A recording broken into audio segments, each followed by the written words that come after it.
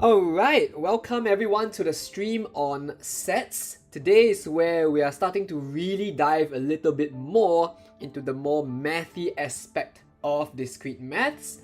And really, in principle, what we learn from sets and proving pertaining sets can really go a long way in anything that's mathematical. At least what is being conveyed at college levels and at the professional levels. An understanding of sets can really bring us pretty far in trying to formulate our problems, proving results, and making sense of the world around us. So we're going to dive into sets, and unlike the previous few streams, I am going to, for those who have access to the questions, I am going to jump around. Now for those of you who don't have access to the questions, no worries, just enjoy the show. But for those of us who do have access to the questions, I won't be going in sequential order. Right, and I will be going in a slightly different order to convey the ideas in sets gradually one step at a time, and we'll end off with the more daunting types of questions. So we're going to start off with a relatively, whoops, let me fix that up. There we go. We're going to start off with a relatively simple question, and that is going to be pertaining this particular set. This is the set containing integers from 5 all the way to 12. And we want to describe some of these following sets in roster notation. So what do we mean by roster notation? We mean, let's just say for example, the collection of items in U such that n is even. This guy is going to be a set of items. But what items would it contain? It will contain any item in U that satisfies this condition. So we'll run through every single item in U, and if it meets the criterion, we put it inside the set. If it does not meet the criterion, it does not go into the set. So for example, we have 5. Let's check. Is 5 even? Well, 5 is not even, so this set will not contain 5. Is 6 even? Yes, 6 is 2 times 3. So we can put 6 in there. Is 7 even? 7 is not even, so that's out of the picture. Is 8 even? Yes. And we can keep going. 9 is not even. 10 is even. 11 is not even. And 12 is even.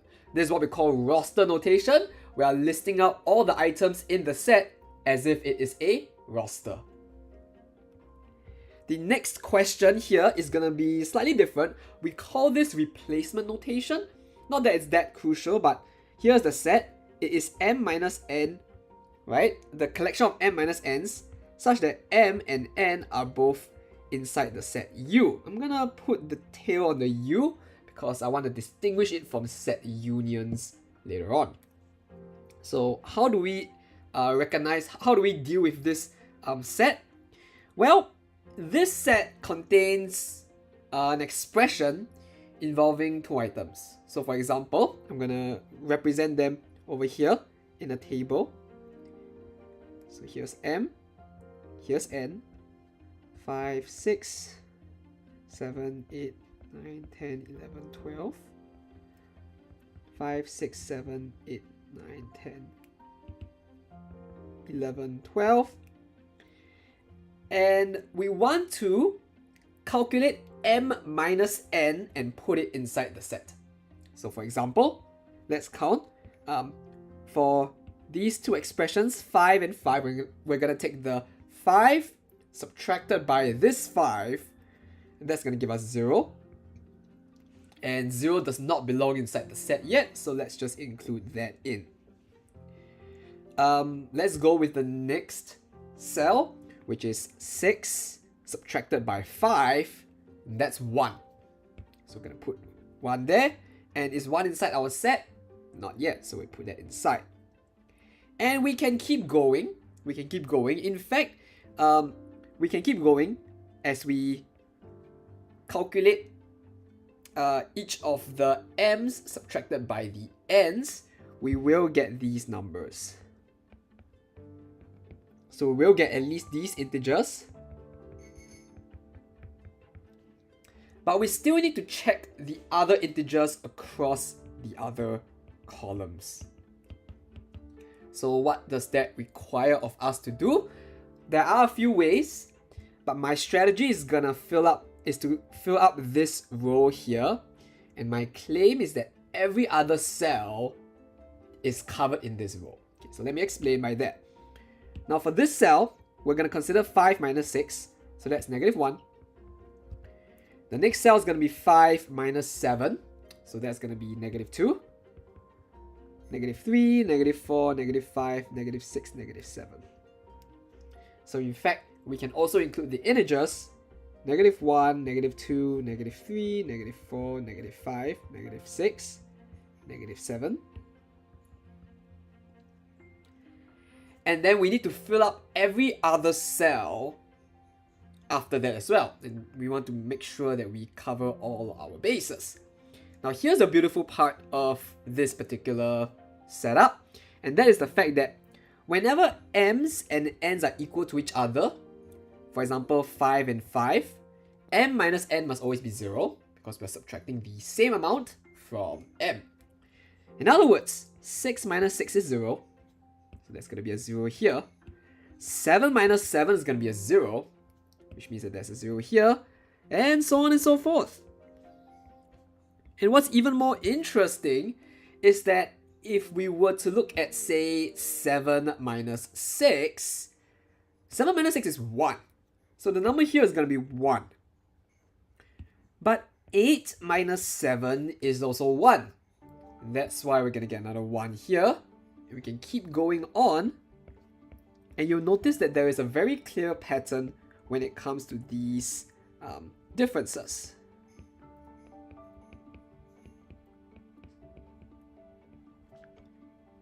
And the pattern continues on the other side of the diagonal as well, because 6 minus 7 is negative 1. 7 minus 8 is negative 1. And in fact, we're going to get negative 1s all the way down. Whoops. Notability is kind of wonky when it comes to margining. And we can fill in all of these numbers.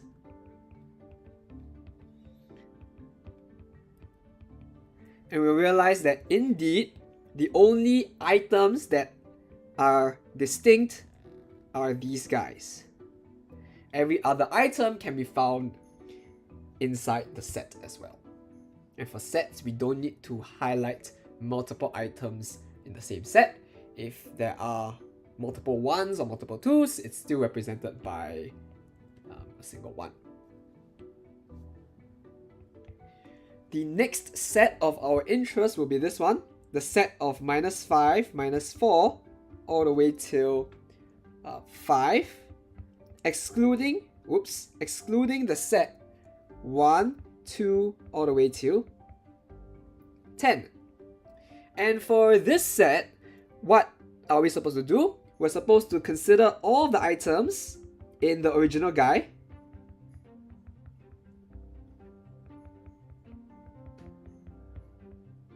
And we're going to strike out any item that appears in this set. So for example, let's check to see if does 1 belong inside here? Well, 1 does belong there, right? It's actually right here. So we're going to actually just strike that out of our set. What about 2? Is 2 inside this set? Yes. What about 3? Yes. 4? Yes. And finally 5. There we go. So in fact, this set is going to be all of the negative integers that are bigger than or equals to negative 5.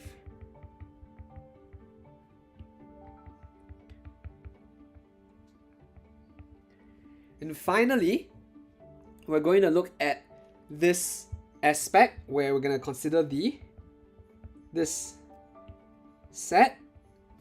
We're going to take this set union with the set containing 9 and 11, and then we're going to take the complement, and we may suppose that U is the universal set for this question. And why do we make such a distinction? We are getting this distinction because when we say universal set, we need to know what we're talking about. So for example, when we use the complement notation, we are saying this is going to be, for example, let me just write it here. A complement is going to be, roughly speaking, all the items not in A. But this assumes we know what items we're referring to. Are we referring to the entire universe? Are we referring to the items in a house? Or are we referring to, say, the integers in the set? So the U sets up the context here by saying that, okay, we're going to consider all items that are not inside this set, but are inside the universal set. That's what it means when we say that the universal set is the context. So what does this mean? Fun fact, we can actually use complement notation to represent this. But even before we deal with complement notation, we first need to deal with the set inside. Now, this is the set, which is what we call set union. And what will be inside the set union? It will be all the different items you can put inside the set. In other words, let me just write that down here. A union B. And while we're at it, we can talk about A intersect B as well. So A union B and A intersect B. Oops.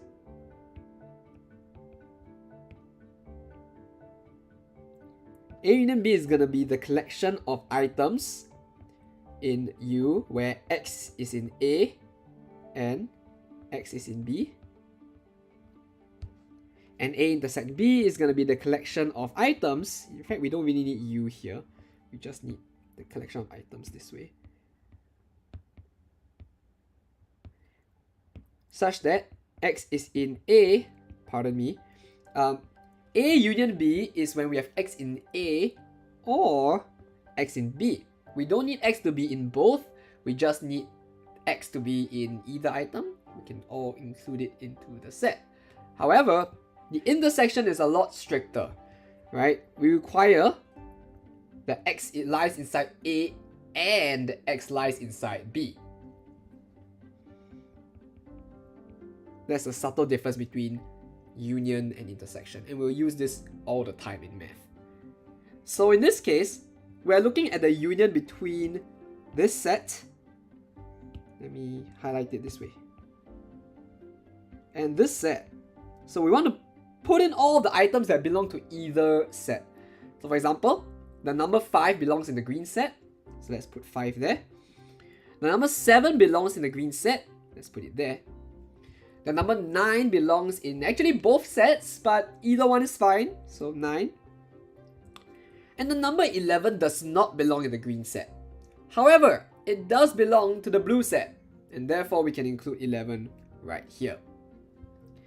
What that tells us is we can now consider the complement of this set, and in this situation, the complement of this set is nothing more than the universal set excluding 5, 7, 9, 11. And we've actually seen how we can calculate the difference of two sets. We've done that in basically the previous part. So part U, right? So what's this over here? U is going to be the set 5, 6 all the way to 12. And we are going to exclude 5, 7, 9, and 11. How do we exclude these items? Well, let's run through each integer and get rid of them.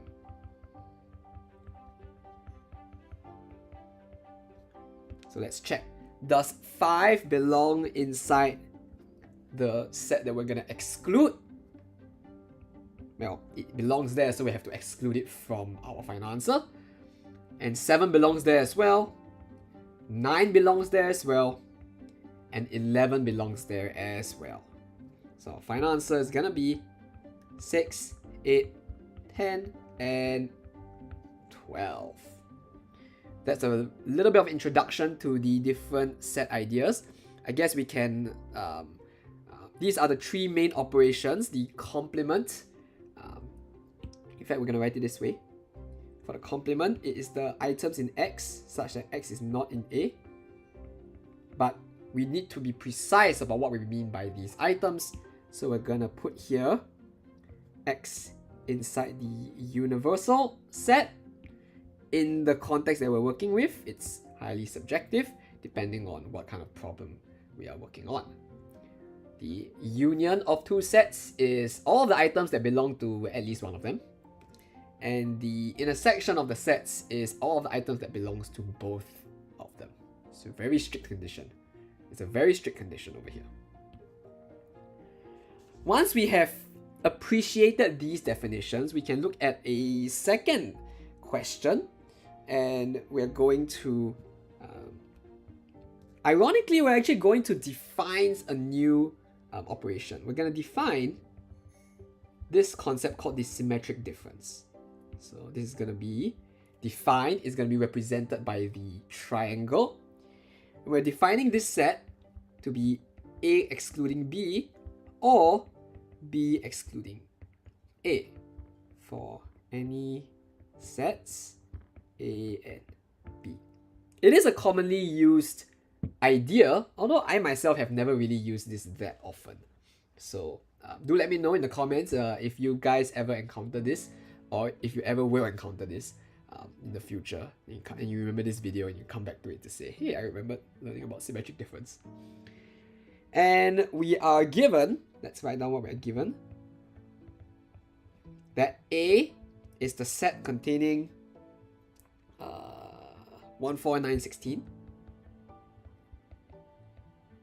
And B will be the set containing 2 all the way to 16.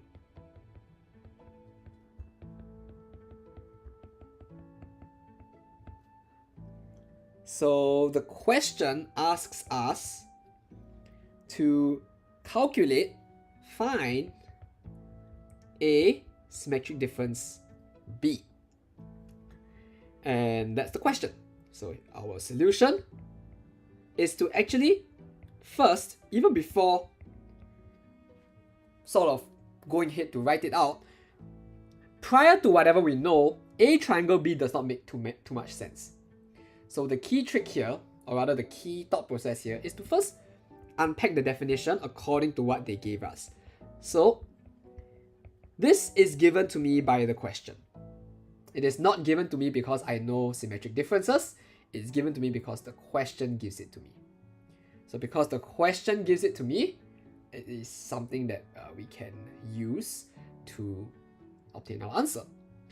For reasons that will become a little bit more clear, I'm going to calculate a few more sets after this. So let's first calculate A excluding B. So here's A. A excluding B is going to be all the items in A that don't belong to B. So yes, they don't belong to B. So we need to run through every single item in B and see whether it belongs to A. So let's start with the item 2. Whoops. Let's start with the item 2. Does 2 belong inside this set? I'm gonna just represent it rather comically this way. If we just run through this set, 2 does not belong here, we're good to go. But what about 4? Let's run through the set. Aha! We have a 4. We've identified a 4 here. We need to get rid of it, as we've seen before. Now, let's check if it's the same for 6. Let's run through the numbers. And 6 does not lie in here. It's pretty safe. We can keep going on until we get to 16. And let's run through 16. 1, 9, and 16. That is out of the system as well. We can also calculate B excluding A. But this time the roles are sort of reversed, right? Instead of fixing the set A and getting rid of items in A, we're gonna fix the set B. and get rid of items in A. So let's start here. And let's see. Let's start with the number 1. Does 1 belong inside B excluding A? A quick run through would show that nope, there is no 1 here. What about 4? Let's run through it. Aha! 4 is targeted. Similarly, we can check that 9, there are no 9s inside B, and there is a 16, and therefore we need to get rid of that.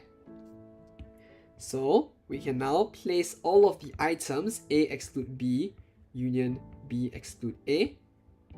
We can put all of them into a single box, and this will give us the symmetric difference. So here is the collection. We're going to put the 1 from the A, the 9 from the A, and the 2, the 6, the 8, 10, 12, 14, and so on and so forth from the other part.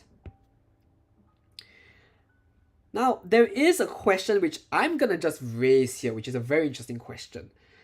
How do we calculate this guy, A union B, excluding A intersection of B? To do this, we first need to calculate A union B and A intersection B. So let's do that. A union B is going to be all of the items in either A or B. So we can just put them all into the same box. 2, 4, 6, 8, 10, 12, 14, 16.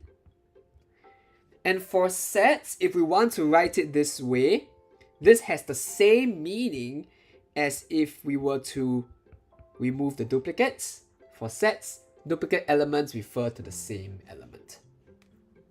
Now, writing it this way is very interesting because it tells us that the intersection is actually just, well, any item that belongs in both sets, which in this case is going to be the duplicates. And if we were to run through the algorithm again, and we exclude A intersect B, we'll see that we just need to take this set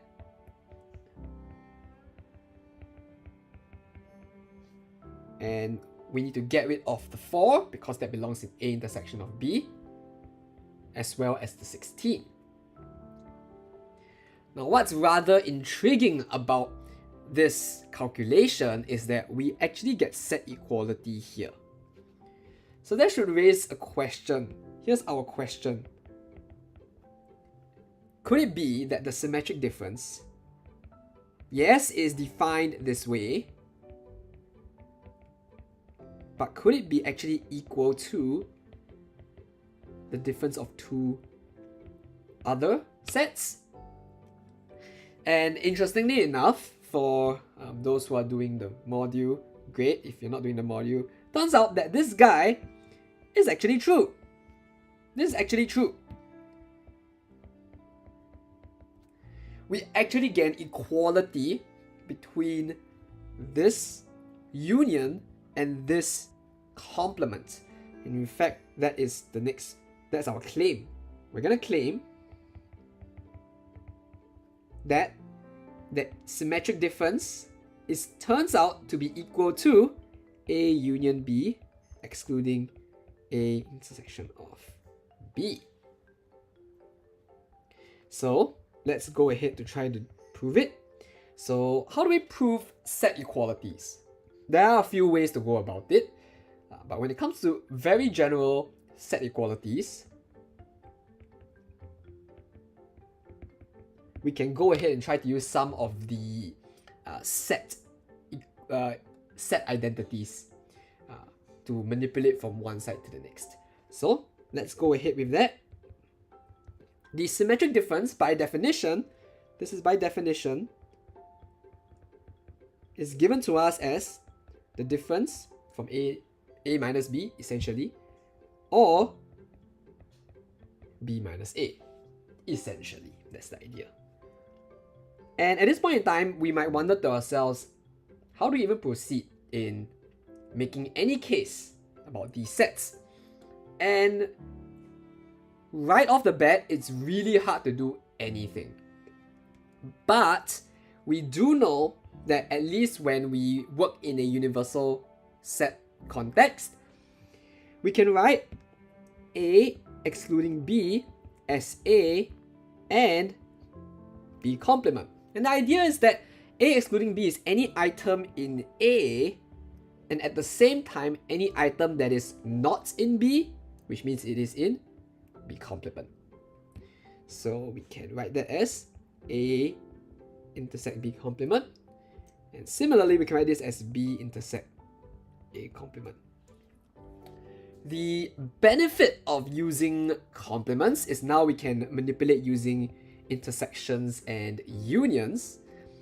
We recall that from logic that we can do a rainbow method, say for example like this. We can do a distributivity, aka a rainbow method, to get P or R and P or S and Q or R and Q or S. And likewise for sets, we can do just that. Distributivity works. This is called complement, I believe. So distributivity, I believe, still works.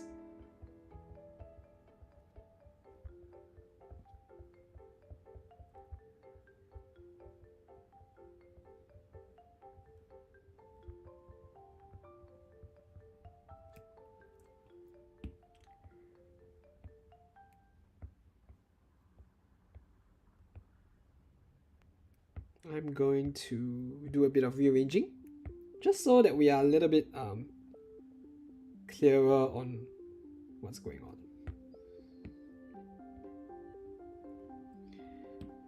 So at this point in time, there are many sets that are roaming around here.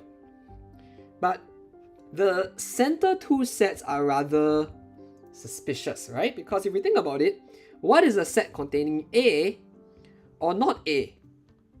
Well, that has to be everything, right? That has to be everything.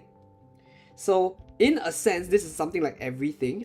This is not proper terminology, but it works similarly. And in fact, these two sets are, in a sense, everything. When we take everything intersect a smaller set, that means we are taking everything and in the smaller set, which is just basically the smaller set. So we can basically write this as A union B intersect B complement intersect A, well, union A complement, I believe. There should be a union here.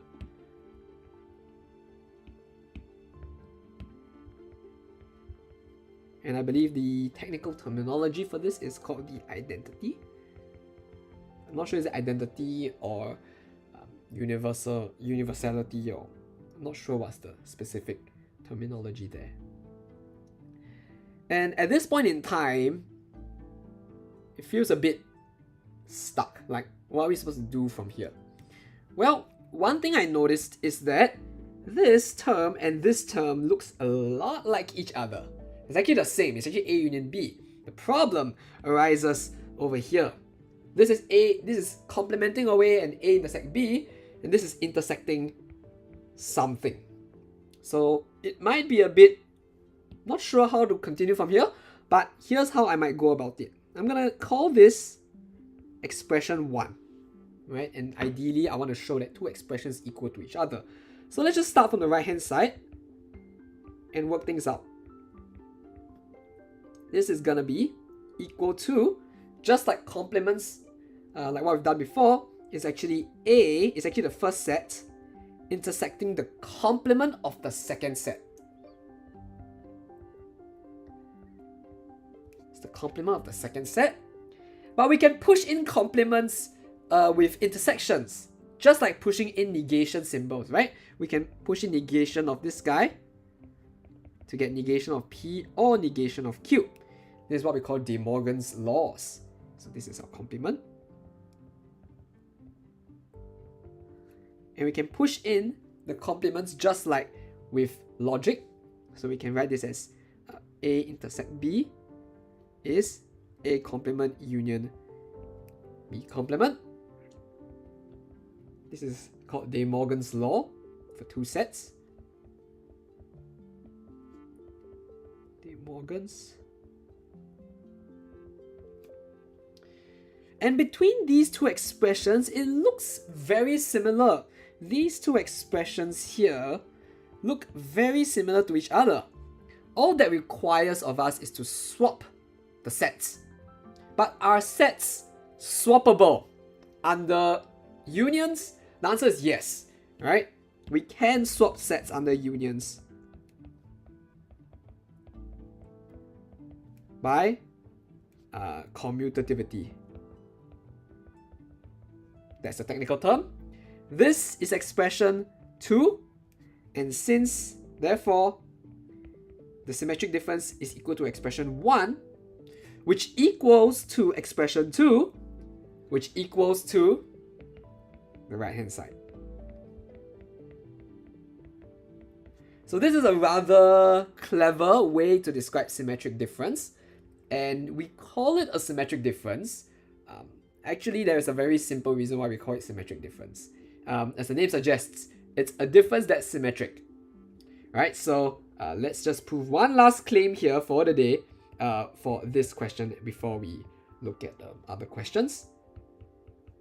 So the claim is that we can swap the differences. In general, the usual difference is not swappable, but the symmetric difference is swappable. So here's the quick proof as to why that's the case. Well, the symmetric difference of A with B is A excluding B or B excluding A. This is by definition. And we know that unions are swappable. In fact, what we could do is actually just unpack this definition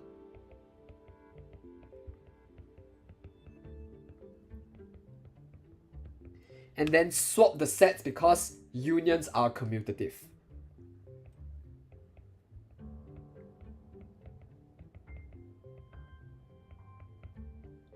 And that's it.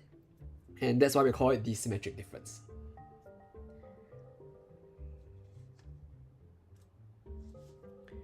In general, however, many set-related problems are not dealing with every single set in the world. We're looking at very specific sets, and we're looking to see how these specific sets interact with one another.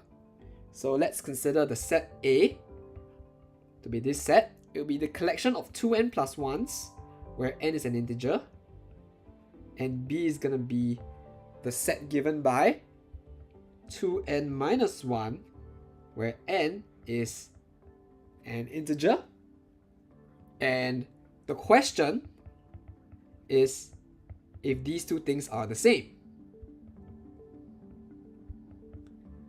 That's the question. Are these two sets the same? And we could try to write them out. Right? Let's just try to write them out and see what do we get. If we were to substitute n equals to 0, we'll get 2 times 0 plus 1. N equals 1, we're going to get 2 times 1 plus 1. And then 2 times 2 plus 1, 2 times 3 plus 1, and so on and so forth. And we could have gone the other direction if we considered negative integers. We're going to get negative 1, negative 3, negative 5, and so on and so forth as well. Now, this is an informal way of describing the set because we can't really describe an infinite amount of sets on a piece of paper.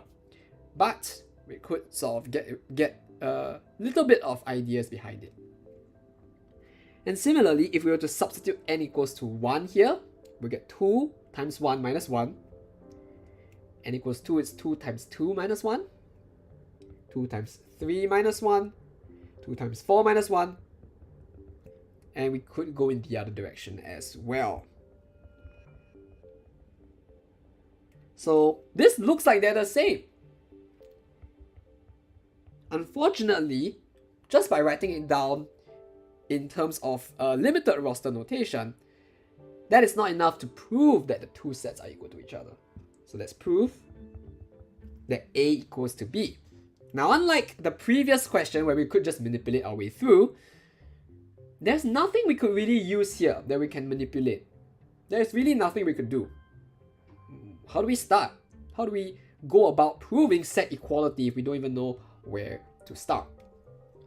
So the standard technique to prove set equality is to prove these two statements. So A equals to B, what exactly does A equals to B means? It means that every item in A lies inside every item in B, first and foremost, as well as every item in B lying inside A. And we want both things to happen at the same time. So this is the idea. When we say that A is equal to B, what we mean is that there are these two-way subset inclusions that allow items in the left side to belong to the right side, and vice versa. So that tells us that to prove this result, we are going to need to establish this result and this result. So our first goal is to prove that the left side is a subset of the right side. But what do we mean by the left side being a subset of the right side? Well, let's unpack this definition. What this means is that if we were to consider all the different items, if this item belongs to the left side, it has to belong to the right side. Oops. If it doesn't belong to the left side, no one cares. But we do care that if it belongs to the left side, it must belong to the right side. So that's our first goal. And we're gonna go ahead to prove this goal. So we're gonna fix an item inside the left side. And our goal is to show that it lies inside the right side. So what does it mean for X to lie inside the left side? Well, since X lies inside the left side, X lies inside this set. In other words, X actually belongs to this set. However, this set consists of items of a very specific form. These are items of the form 2 times n plus 1. And that means that X must be equal to 2 times n plus 1 for some integer n. To reduce confusion, we're going to avoid using n because that appears in the set. We're going to replace it with, say, k. Right? And you could write some integer k, or if the question gets confusing, you could write k in the integers. And we need to show that X lies inside B. Now, how do we show that X lies inside B? Well, X lies inside B. Let's just check. Let's just write the goal somewhere at the bottom. Over here. X lies inside B. Well, what does it mean for X to lie inside B? It means that X lies inside the set of 2n minus 1s, where n is an integer. And what that means is that X is equal to 2t, we'll say t, or let's use L, minus 1 for some L in the integers. Just like the previous case, if X belongs in the set of 2n plus 1s, it has to have the same shape. It must be 2n plus 1 for some integer n, or in our case, 2k plus 1 for some integer k. Likewise for X equals to B. So what we need to show is that from this piece of information, we can get to this piece of information. And at this point in time, strictly speaking, these are all double arrows because we have not done anything new. We've just used the definition. Let's try to draw a connection from here to here.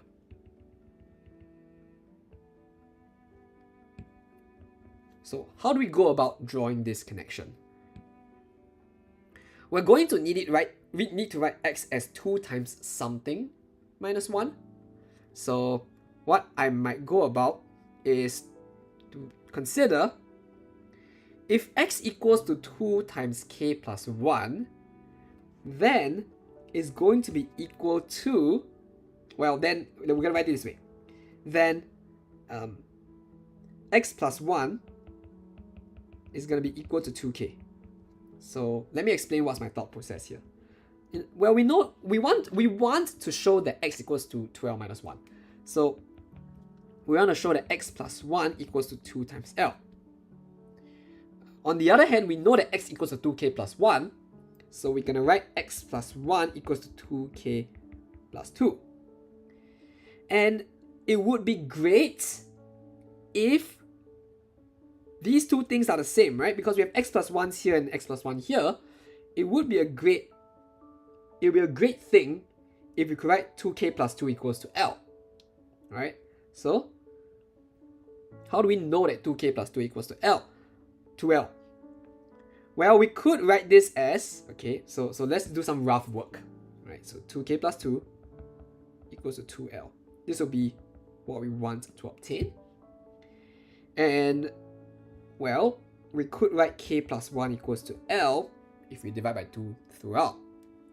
The question asks us to find an integer l such that x equals 2l minus 1. So, if k is an integer, so is k plus 1. And if k plus 1 is an integer, we can let that to be equal to l. And that's precisely how we're going to go about it, right? So, at this point in time, we will choose l to be the integer, k plus 1. And since the addition of two integers is still an integer, l is an integer. Then, x plus 1 equals to 2k plus 2, equals to 2 times of k plus 2.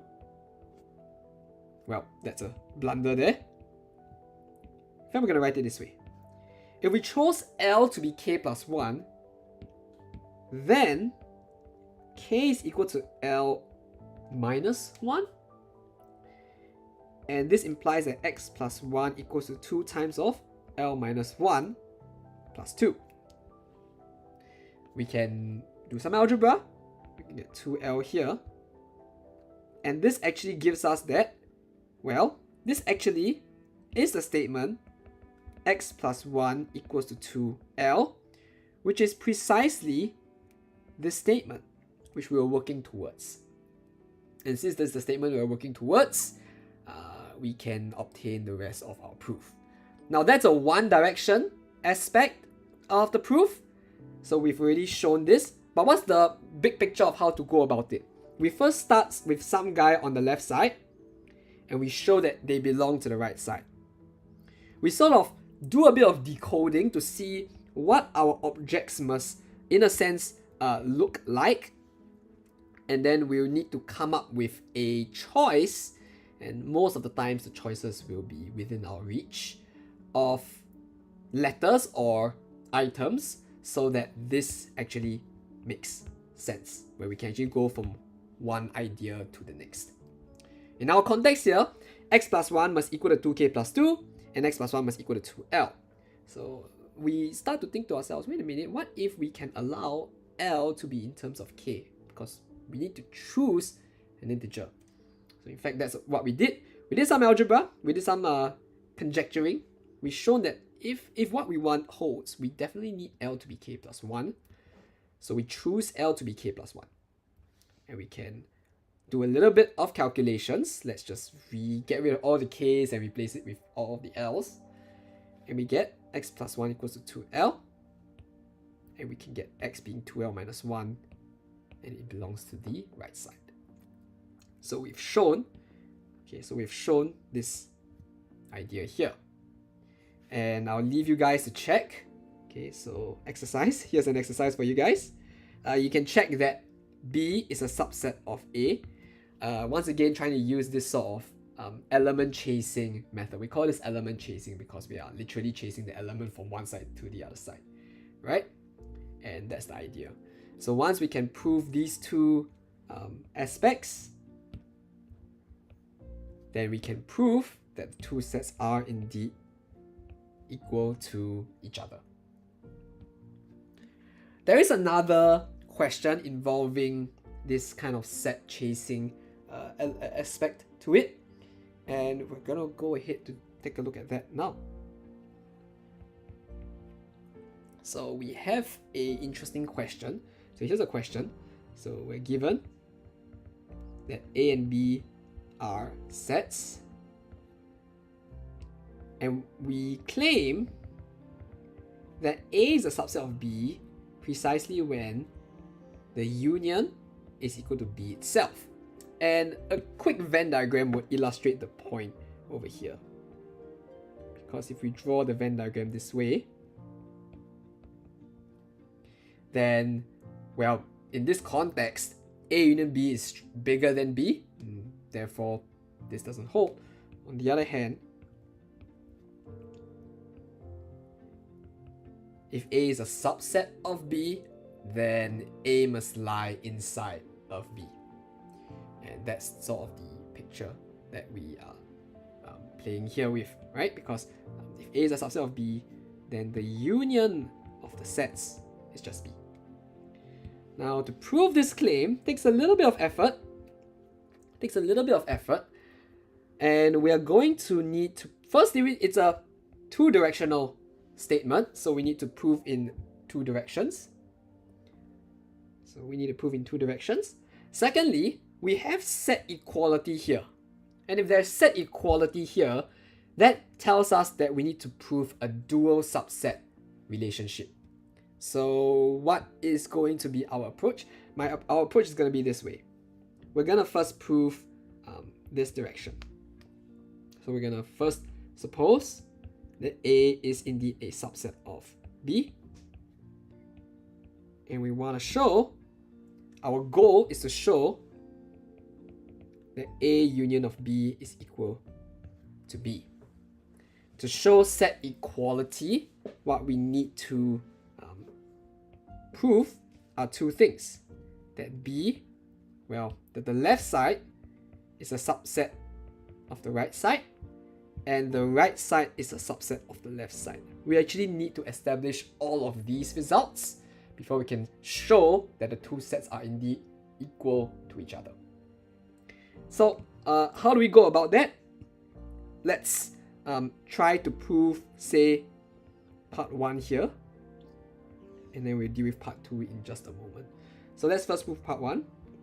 We claim, okay, so here's our subclaim, if you would. Oops.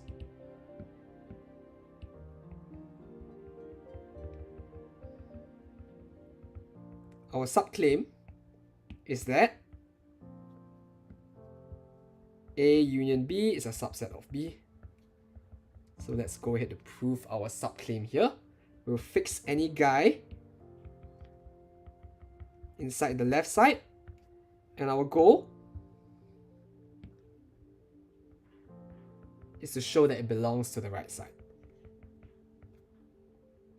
So we are where all systems go. Now, since X lies inside A union B, we know that X must lie inside A, or X must lie inside B. So that gives us two cases, right? Either X lies inside A, or X lies inside B. Now, if X lies inside B, then we've already gotten the result. That's it. We're done. So if this is the case, then done. But if X lies inside A, then what do we know? Well, we know that A is a subset of B, right? So since A is a subset of B, everything in A lies inside B. So since X lies inside A, X must lie inside B. And we're done. So that is our first subclaim.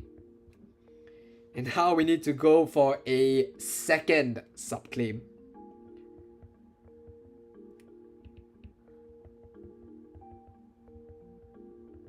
Our second subclaim is that B is a subset of A union B.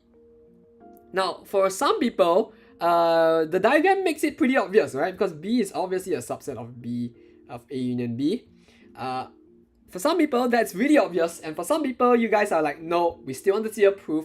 We still need to see it rigorously checked. So for the benefit of the more precise types, we're going to very quickly prove this result. So we're going to fix x inside the left side, and our goal is to show that it belongs in the right side. So on the left side, if x lies inside B, what it tells us is that x lies inside B as a statement, as a proposition is true, right? So x in B is true. And that tells us that, well, x inside A or x inside B, since x inside B is true, this whole statement is going to be anything or true. So it's going to be true. Oops. And that tells us that x lies inside A or x lies inside B.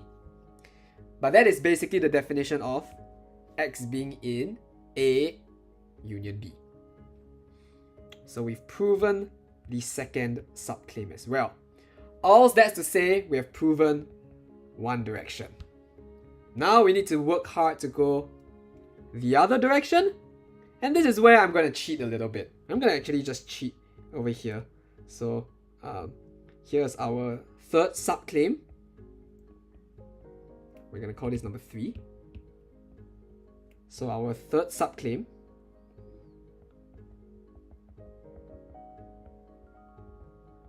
is that if A union B lies inside B, or rather if A union B is equal to B, then A must be a subset of B. And I'm gonna really just cheat, and I'm going to use subclaim 2. So if we look carefully at subclaim 2, we can also similarly derive that A is a subset of A union B. It's actually the same argument, right? In fact, we can think of it this way. A has to be a subset by the same argument as B union A. But B union A, by commutativity of unions, is equal to A union B. Right? So therefore, we have that A is a subset of A union B. This is by modifying subclaim 2. But by hypothesis, this equals to B. And what do I mean by hypothesis? I mean by this assumption here. So I've shown that A is a subset of the union of A and B, which equals to B. Therefore, A is a subset of B. So it's it's almost like a hack. It's almost like a shortcut, if you would, to sort of show the result. But it is a completely legitimate result, and you can freely use it whenever you wish. All that's to say that we've proved the subclaim. So we've proved the next direction, and finally we have proven this entire claim. Now there is a very similar question related to this afterwards. So there is another question here, which basically gives us a very similar statement but involving intersections rather than unions. So we're given sets A and B once again, and the claim is that they are a subset precisely when, in the previous question, we proved that this is equivalent to the union being equal to the bigger set. Now we're saying that A is a subset of B when the intersection is equal to the smaller set. And part of me thinks that, well, of course we could prove it in the similar fashion to the previous result. Part of me wants to cheat, and I'm thinking of how to go about in cheating, because I like to cheat, right? I like to cheat a lot. So let me consider our options here. Okay, so I do not think this is a legit move, but I'm just going to suppose, without loss of generality, that A and B are in some universal set. Well, I think the technical phrase is in the context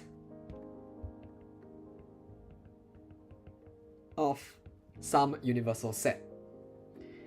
So this allows the complements to be defined.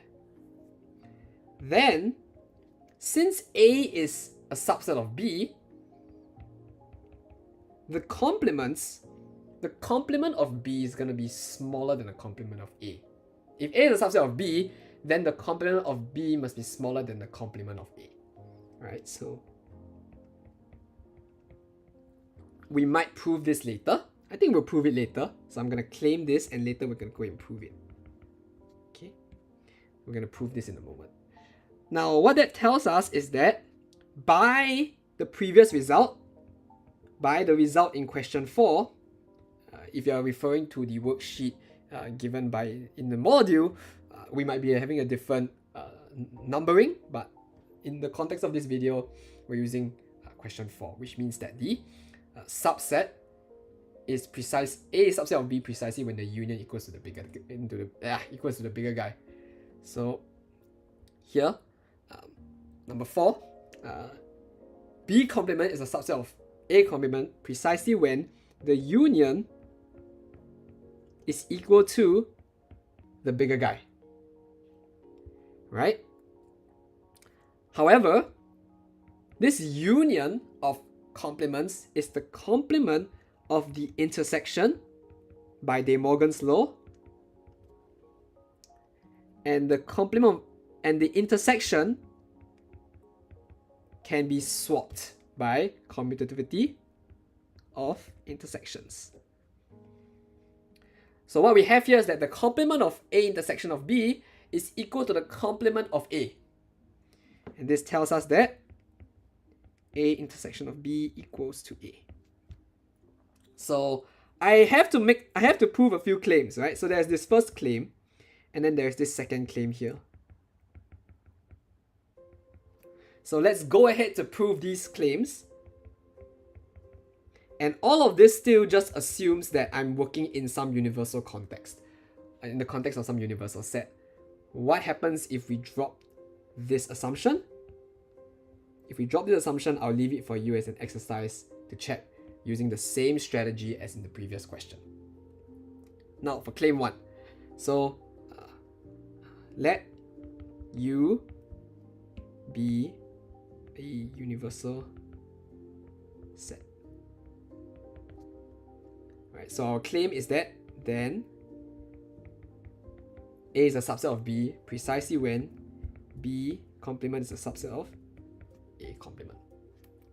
So we're going to prove this claim, and we're going to prove in 2 directions once again. Yes, it might sound a bit long, but bear with me, it's going to be alright. So the first claim, we're going to try to prove this claim. So we'll suppose A is a subset of B. We want to show that an item being inside B complement lies inside A complement. So what we need to show, fix any item inside B complement. And what that tells us is that X lies inside the universal set and X does not lie inside B. And what that tells us is that if X does not lie inside the universal set and X does not lie inside B, well, what does subset relations truly mean here? It tells us that for any item, if it belongs inside the first guy, then it belongs inside the second guy. So we could go about this using the contrapositive version, which means if X is not inside B, then it is not inside A. And that is precisely what we're doing here, right? Since X does not lie inside B, by the contrapositive of the definition of subset, X cannot lie inside A. So therefore, X lies inside U, and X does not lie inside A. But what does that mean? that simply means that X lies inside the complement of A, which means we've shown that anyone inside B complement must lie inside A complement, and we're done. So that is one direction. Now, what about the other direction? We're gonna suppose B complement is a subset of A. Then, by the first direction, if we were to take complements, the complement of the complement of A will be a subset of the complement of B. And double complements, we are well aware that gives us A. And double complements will give us B. So yes, we can do a little bit of cheating, if you would. Legal cheating. And the best thing about complement here is that we don't actually have to worry about, I think we do have to worry about universal set, but even then, yeah, that is the result that there is. That holds. We don't have to do any more hard work, essentially. Now we have a second claim. And the second claim basically tells us that suppose you have sets A and B. The claim is that A equals to B precisely when their complements are equal to each other. And the proof is going to be essentially the same, right? So we're going to prove in this direction, and then we're going to use the complement trick in just a moment. So to prove this way, right, how do we go about it? Well, we need to show that these two sets are equal to each other. So we need to show that A complement is a subset of B complement, and B complement is a subset of A complement. Well, I think we've done that just now, right? We've actually done that already. We've already done the hard work there, because if A is equal to B, then we get A being a subset of B and B being a subset of A. Now, if A is a subset of B, then the complement of the bigger guy is smaller than the complement of the first guy. And in the second case, the complement of the bigger guy is a subset of the complement of the smaller guy. But these two facts basically give us the fact that A complement equals to B complement. That proves from left to right. Now, how about the right to left direction? Once again, we'll suppose that A complement equals to B complement. By the first result, we're going to take the complements of these sets. And double complement of A is A. Double complement of B is B. Done. So yes, even though we are using a slightly different method here, there are some interesting results to derive here. It's quite an interesting situation that we are working over here. Now, of course, all of this assumes we have a universal set. What happens if we do not have this assumption? I'll let you guys check this out as an exercise. And you will see that the argument will basically follow along.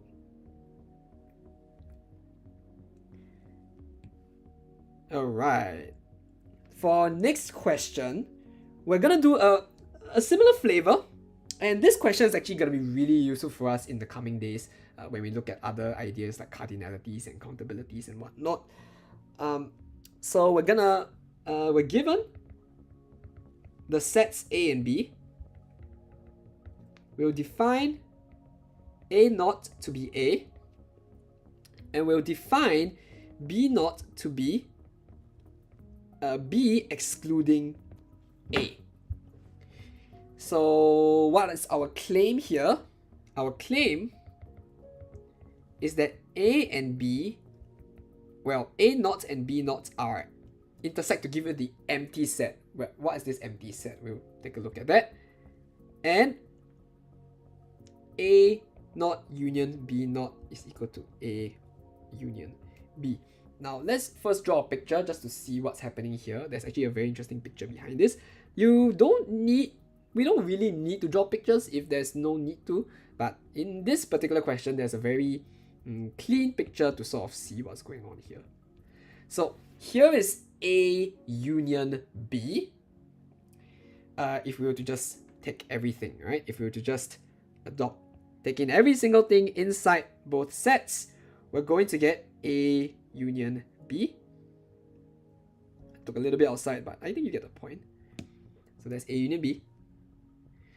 A naught is equal to A. So let's color in A. So A naught equals to A will refer to this whole bit here. And B naught is this other region. Well, what's this region that B naught is referring to? Well, B naught is going to be referring to... I can't really seem to get the color. Right.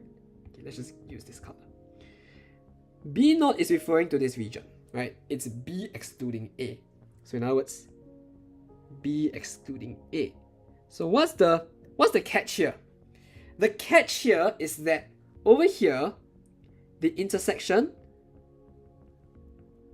has stuff, right? It's not empty. However, for A naught and B naught, this is A naught and this is B naught, the intersection is empty. And this idea of taking a union and writing it as a union of two things that don't intersect has many uses in mathematics. So stay tuned, we're going to see a bunch of uses of this result in the future videos and the streams and whatnot. Now, we are gonna make this claim, and what is the empty set? Well, the empty set by definition is the set containing nothing. Which means there is a formal way to define it, and that is the idea that if you consider any item, this statement, X inside empty set, must be a false statement. So in other words, the negation is true. So for any item, X cannot lie inside the empty set. So another way to phrase this is the fact that if there is an item that lies inside the empty set, we'll get some contradiction. Right? We'll get some contradiction. And in fact, that is our aim, right? So we have a bunch of things to show. Let's first establish the first claim,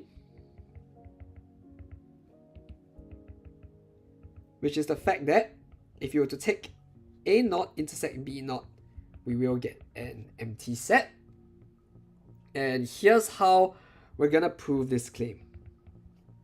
So what is our strategy over here? Right, I'm considering a few options at the back of my problem solving toolkit here. And what we'll do is, we'll first make an observation here. So we'll let, we'll give it a new symbol. Let's call it, say, S be A naught intersect B naught. Then what do we know about A naught and B naught? Well, S is going to be equal to, well, if S is equal to A naught B naught is equal to A. And B naught is equal to B excluding A. Alright? It's equal to B excluding A. Then what does that tell us? Well, it tells us that it is A intersecting B intersecting the complement of A. Again, we're working in the context of a universal set. Assume universal set here. Now you can again prove it if it's not a universal set using element chasing. And the strategy is basically the same. So if you know how to do it in a universal set, you can convert it to a proof that does not work inside a universal set. what we can do here is the fact that intersection of sets is commutative, and intersection of sets is associative as well. And when we consider the intersection of A and A complement, we want to find all items that lie inside A and does not lie inside A at all. Well, we've got nothing, right? We've got nothing. So we're gonna get the empty set. Perhaps I could prove this in a moment. Alright, so we're gonna do another claim here. That the intersection has to be empty. And then we'll do a proof by contradiction to show why that's the case. If we take empty set intersecting B, the empty set is smaller, right? So we've seen that this has to be equal to the empty set. And the reason why is because the empty set is smaller than B, right? But let's establish this claim here, right? Before we continue on to finally prove, to prove this claim over here. Let's first establish this one over here. Just a quick sanity check, if you would. We're gonna claim that if you take a set and everything outside the set, you get nothing. So here's the proof. We will suppose there exists something inside this guy, right? Our goal, derive a contradiction. That way, no matter, if we show that if this set is, well, okay, let's just write it this way. So we'll first suppose that this set is non-empty. That tells us that there is an item inside the set. Okay, so there exists X such that X lies inside the set. And what we're going to do is derive a contradiction, which basically contradicts this statement. And if we can derive a contradiction, we can prove that A intersect A complement is indeed empty. So if X lies inside A and A complement, then X lies inside A and X lies inside A complement. And, well, X lies inside A. But if X lies inside A complement, that means X does not lie inside A. So now you have a statement that's both true and false at the same time. This is our contradiction. And therefore, we get the result that we want. So that is our first claim. Now let's prove the second claim. So once again, our setup here, let's just write it as our setup. We have A not equals to A, B not equals to B excluding A. And our second claim is that if you take the union of A and B, you're going to get the union of A naught and B naught. So how do we proceed with this proof, if you would? Let's see what options we have over here. So we need to prove two-sided equality, a subset relation. And let's go ahead with proving the first side. In fact, we'll prove it this way. So let's first go ahead with this direction. So we'll fix X inside A union B. And what this tells us is that X either lies inside A or, well, let me write that properly, or X lies inside of B. Well, what this tells us is, well, if X lies inside A, so if X lies inside A, then X lies inside, well, A is A naught, right? So it's equals to A naught, and we are done. Right? Now, if X lies inside B, we still have two options, right? We actually don't know whether X lies inside A or X does not lie inside A. If X lies inside A, we can use the exact same argument to show that x lies inside A naught, and we are done. But if x does not lie inside A, that's where things are interesting. You get x lying inside both B and not in A, which means that x has to lie inside B and not A, but that's just B naught. So you have shown, in either case, because A naught is a subset of A naught B naught, A naught union B naught, and B naught is a subset of A naught union B naught, you're done in either case. So we've proven the one-sided subset relation. The second-sided subset relation is a bit interesting because I feel like I could use a hack over here. So here's the claim. So our second claim, we need to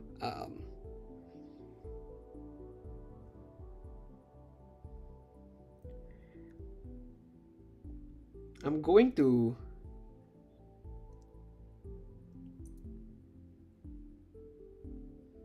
okay. I'm gonna let you guys try an exercise, okay? And I'm gonna use this result, and you know what? I'm just gonna use the result, and we're gonna prove it together, okay? So here's what's going on in my mind. Since A naught and U and we're taking since the right side is A naught union B naught, we're gonna take this, right? And since A naught is a subset of A, and B naught is a subset of B, we claim that the union must be a subset of the union of the bigger guys. That's my one-line proof, but now I'm actually making another assumption here. Right, so here's my assumption that if C and D, and let's not use C and D because C looks like subset, let's not do that. If S and T, or rather if S is a subset of A and T is a subset of B, then S union T will be a subset of A union B. Let's really quickly prove this, right? So we are trying to prove this result. So we'll fix X inside S union T. Then X lies inside S, or X lies inside T. But since X is a subset of A, S is a subset of A, we get this connection. And since T is a subset of B, T is a subset of B, we now get X lying inside both A or X lying inside B. Therefore, these two will give us X must lie inside A or X lies inside B, which basically helps us prove the subset relation in this manner. So yes, we are proving bigger results to prove smaller results. Math people are very lazy, that's why we like clean proofs like this, but it requires a little bit more work to establish the more general case. But since math people are so lazy, we're just gonna do this anyway. Because why not have a single formula that can answer all questions, right? So that's an interesting question, I have to say. That was rather entertaining. But we now have to tackle this really hairy issue of an empty set, right? So what exactly do we mean by an empty set? The empty set, as the name suggests, is a set containing nothing. Right? So another way to phrase it is that that for any item in X, X cannot lie inside the empty set. This has to be false every single time. Or rather, this whole statement has to be true. Right? So another way of phrasing it is that if you can find an item such that X lies inside empty set, you will definitely get false.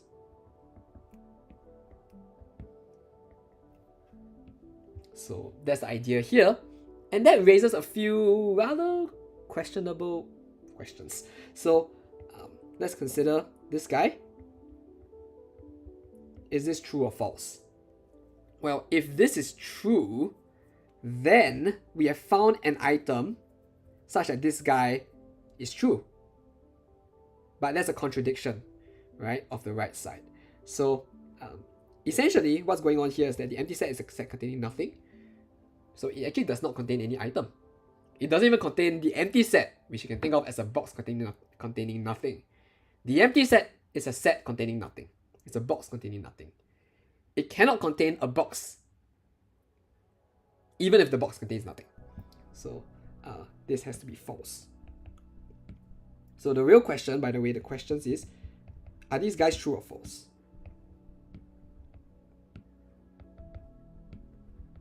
Now we could rigorously prove them, but I don't think there's any real need to do so. Let's just run through these possibilities. So is the empty set a subset of the empty set? Now that's a very interesting question, because there is this idea that the empty set is a subset of any set for any set A. And the idea here, the idea here is that we need to prove that the statement is true. Okay, so let's very quickly prove this. Some of us are familiar with this, some of us are not as familiar. So we will need to fix x in, okay, let's be more precise here. We need to show, our goal is to show, okay, our goal is to show that for any item x, x inside the empty set implies that x inside A. That's what it means for a set to be a subset of another set. We need to show that this entire expression is true. But yet, we notice that x in an empty set is always false, no matter what x you're talking about. So what does that tell us? We're always getting a statement of the form false implies whatever. I don't even care whether it's true or false, it's just whatever. And this tells us that since we're getting x in empty set, so in fact we're going to do it this way. I'm just going to say fix x. Right, so since this guy is always false, therefore this expression is always of the form false implies something. And what it tells us is that we call this a vacuous truth.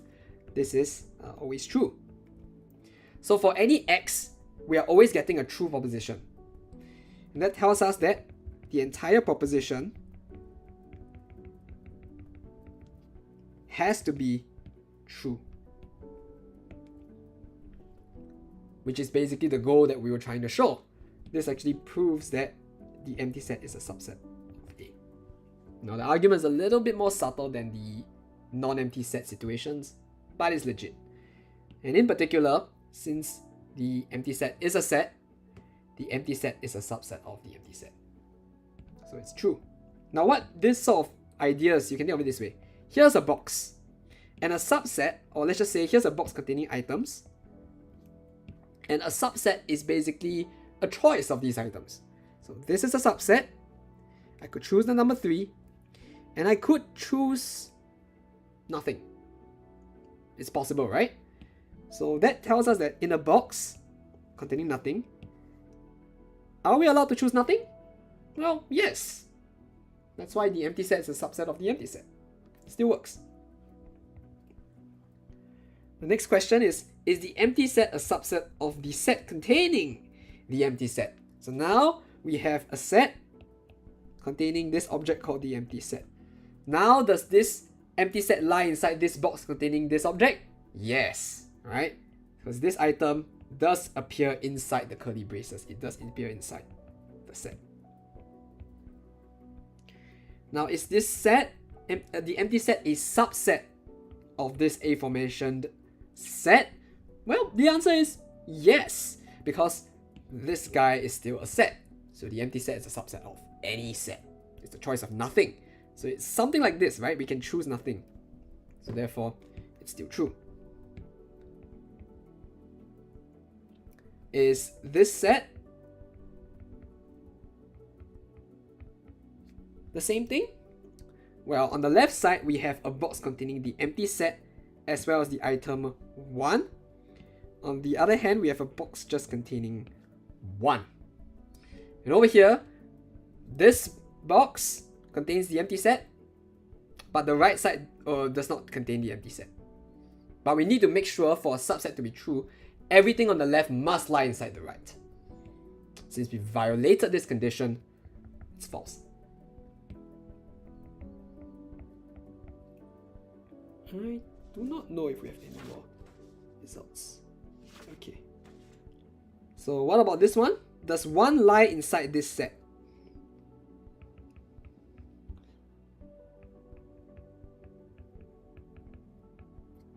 Now when we look at this expression, it's very tempting because 1, hey, there's a 1 here, and there's a 1 here.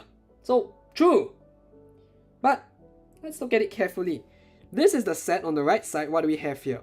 On the right side, we have a set containing the set containing 1, 2, the set containing 2, 3, and a set containing 4.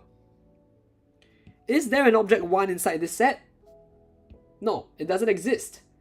So, this guy doesn't lie inside this box. Therefore, it's false. Let's look at a few more examples. Here's 1, 2, being a subset of 3, 2, 1. Is this a true statement? Well, once again, a subset is basically a selection. Are we allowed to choose the items containing 1 and 2? Yes, right? So this guy is indeed a subset of the right hand side. And lastly, here's another claim.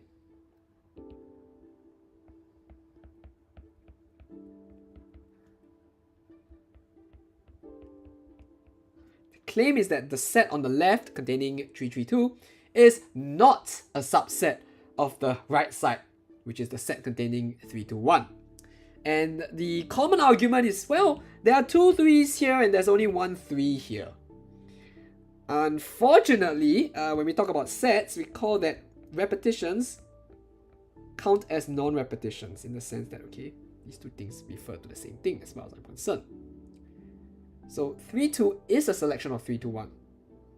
Therefore, it is a subset. So the fact that it is not a subset, oh, this is actually an interesting point. This question, this symbol does not mean that the left side is not a subset. Okay, so there is this claim, and I'm going to show another comment here.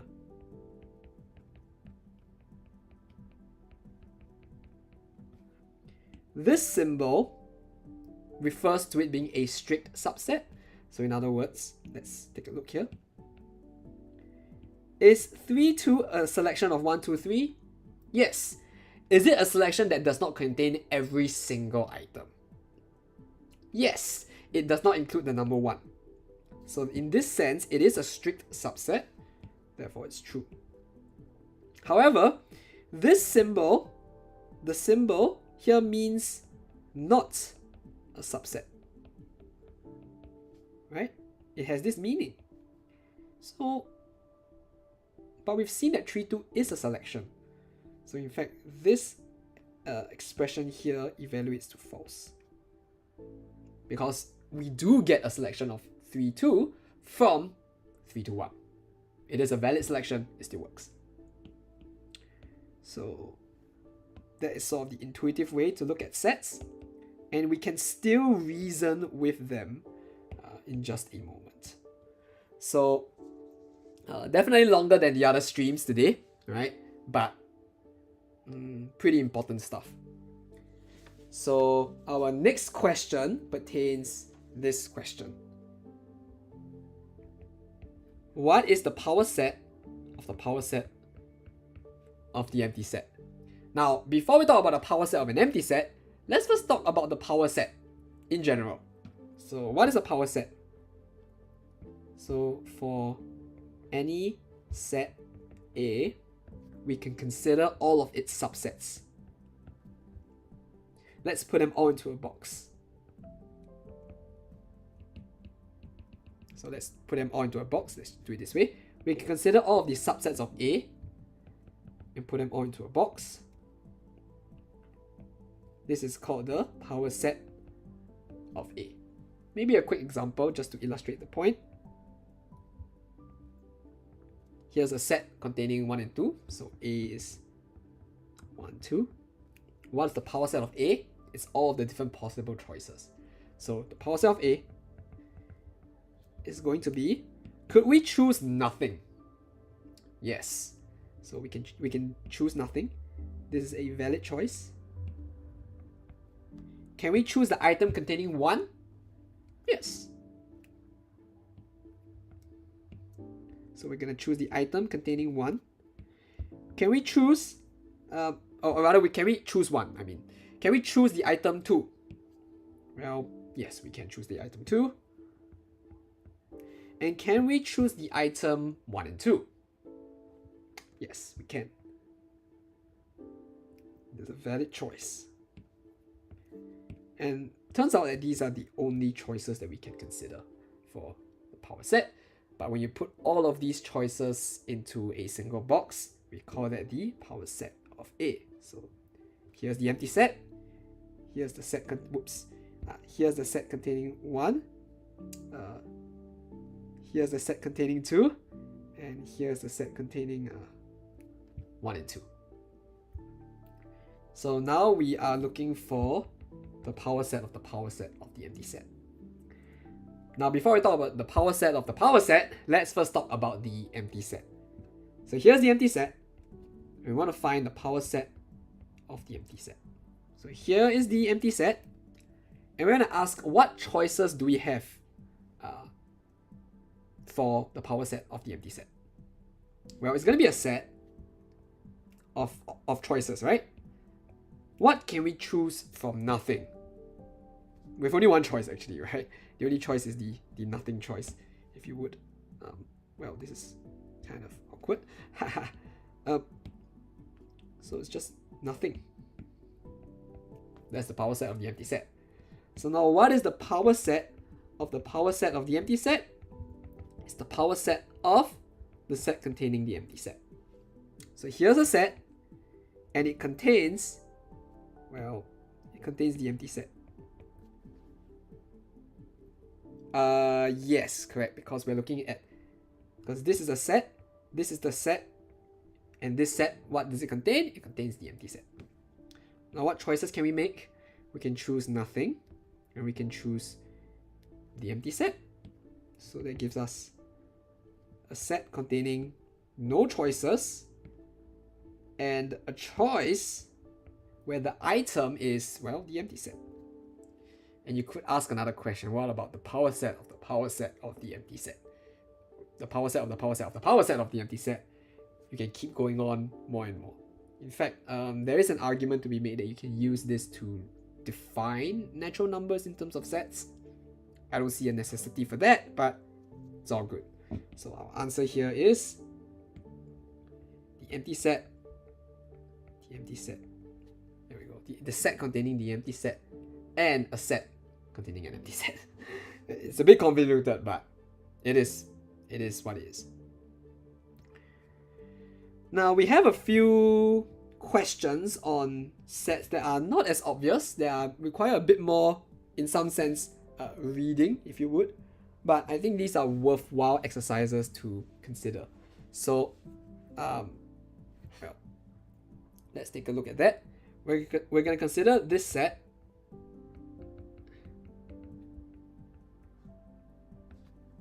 And we have a bunch of symbols. C1 is the set containing 5, 6, 7, 8. C2 is the set containing 5, 6, 7, 8, 8, 9. Now, before even sort of making sense of this information, it might be helpful to draw a picture, right? Might be helpful to draw a picture. Here's A. We're going to draw A 2 times.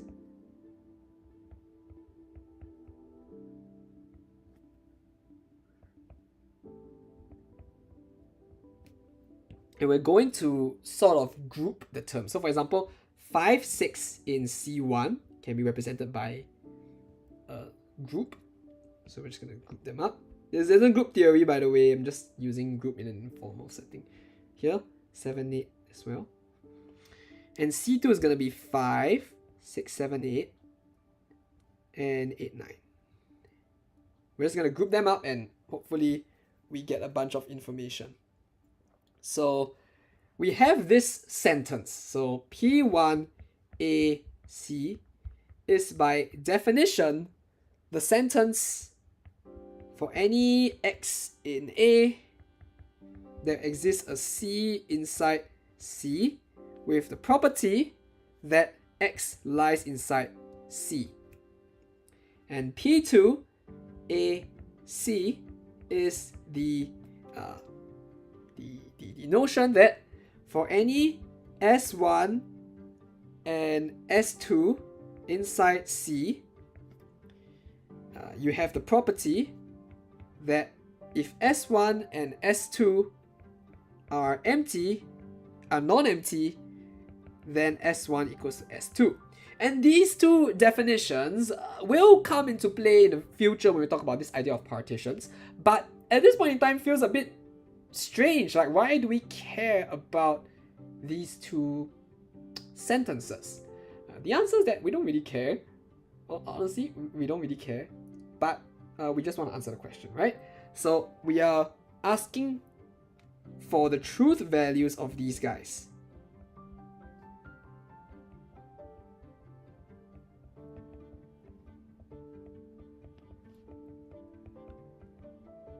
Oops. Are they true or false? So let's just see what we're getting here, right? Now, P1AC1, right? What does that mean? In fact, I'm gonna add some space here so that we can interpret this statement. So P1AC1 refers to the sentence for any x in A, there exists some C inside C1 with the property that x lies inside C. So in other words, for any x in A,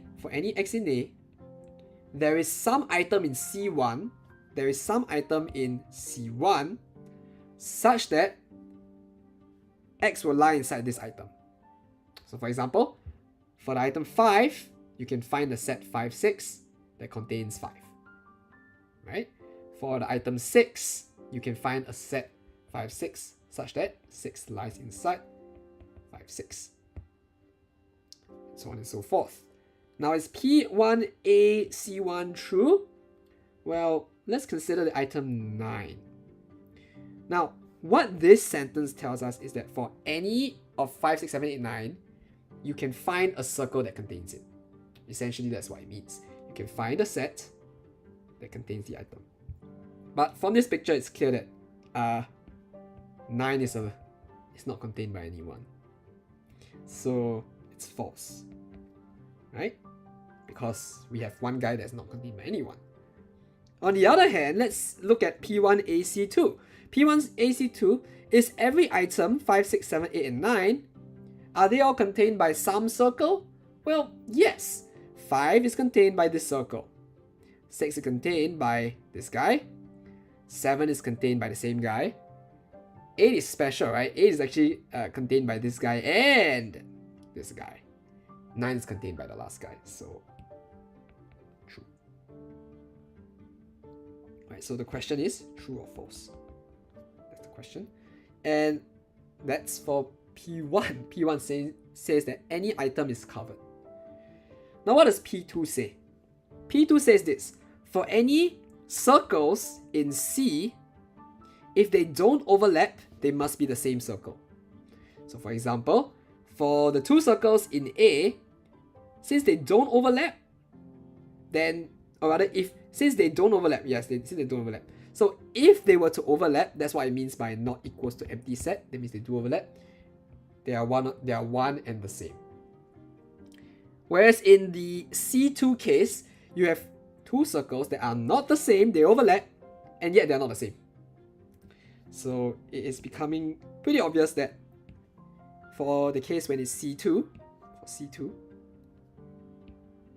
because we have an overlap of two circles, well, sets, sort of, it's false. And in the case of C1, it's going to be true. because if they are not equal to each other, they will not overlap. If they're not equal to each other, they won't overlap. And if they do overlap, they must be the same. So a picture sort of helps, and this definition is a very unwieldy definition without any pictures. So let's look at the next question. Now the next question is an interesting one.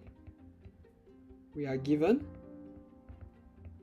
sets A0, A1, all the way up, and we claim that De Morgan's laws work for any number of sets.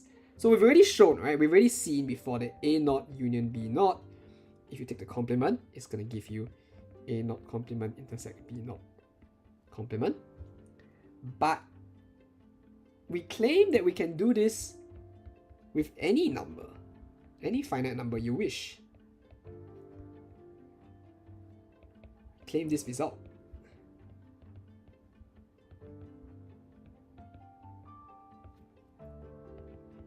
And how are we going to go about with this claim? Right, so this is where n is an integer. Well, n is a natural number, and we will include a 0. Right, in this context, n includes 0. In other contexts, n will include 1, and we'll specify as and when that's the case. So how do we prove this? Well, let's prove it using... what am I doing? Today we're working with the positive integers. So we're good to go. So how are we going to prove this? We're going to prove this by induction.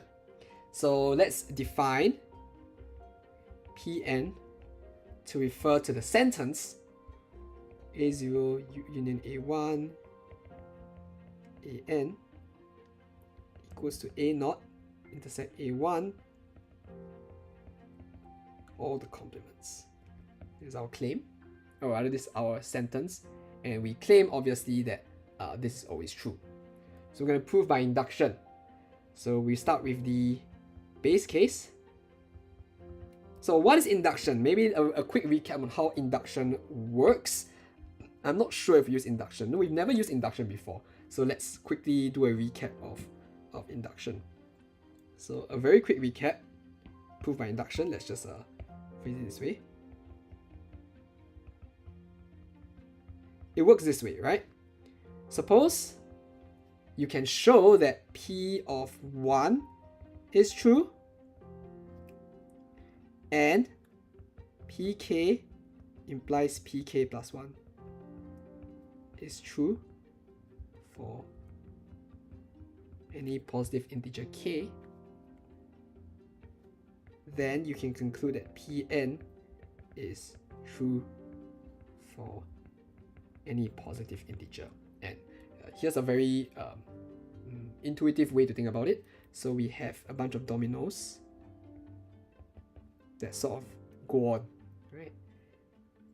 The first statement tells us that this guy will fall. This guy will fall. The second statement tells us that whenever it falls, it pushes over its neighbor.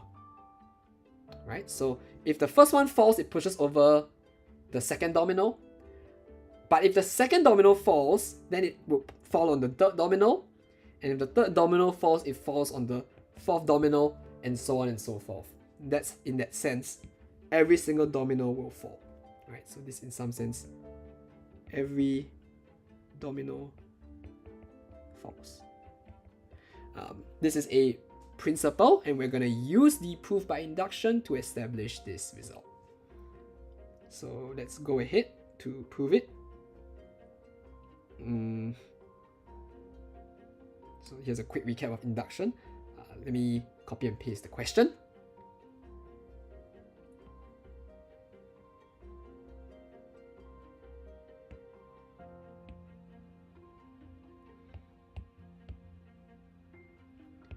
So let's go ahead to prove the result. So we'll first prove the base case. We'll first, our goal is to prove that P1 is true. Well, what does P1 being true mean? This means that A not union A1 complement is equal to A not intersect A1, the intersection of the complements. But this is already true, right? This is by our vanilla De Morgan's law. It's already true. We don't have to worry so much about that. Okay, great. Then what remains? Well, we have to prove the induction hypothesis. And the induction hypothesis says that for fixed K, and we will suppose that Pk is true.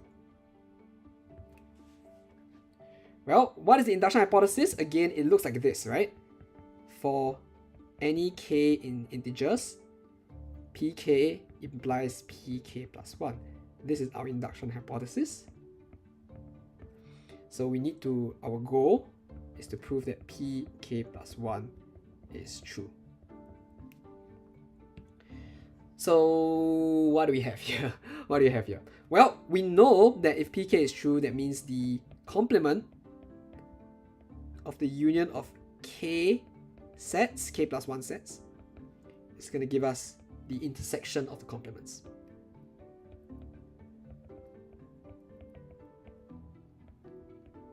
This is what we know. Let's put it here so we get more space.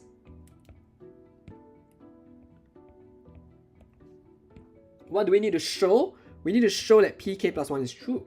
We need to show that if we were to union one more set, right, this guy here, if we union this one more guy here, and we have to take the complement, whoops, we can still get the intersection of complements. That's what this idea is conveying.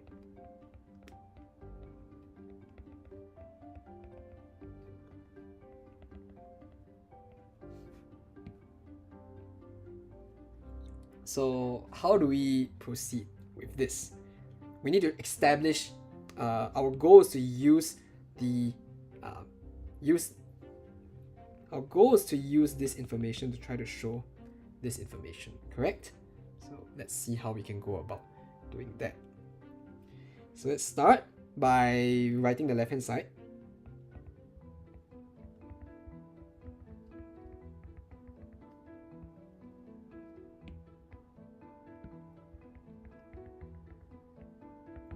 And the first thing that we observe is that we could place some brackets on the sets because set union is associative, right?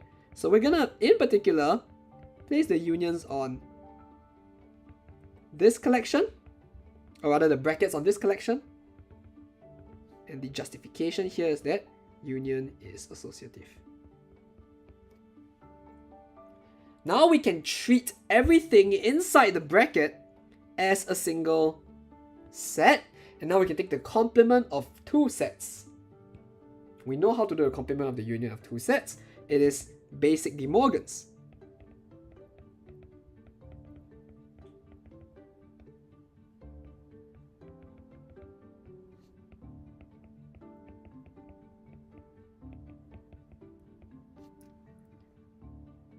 But we observe something interesting about this piece over here. This piece here actually is the complement of the unions of the A0s all the way to the AKs.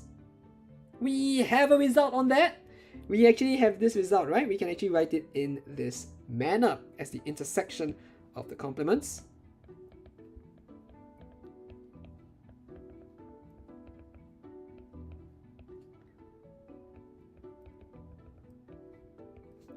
This is by our induction hypothesis.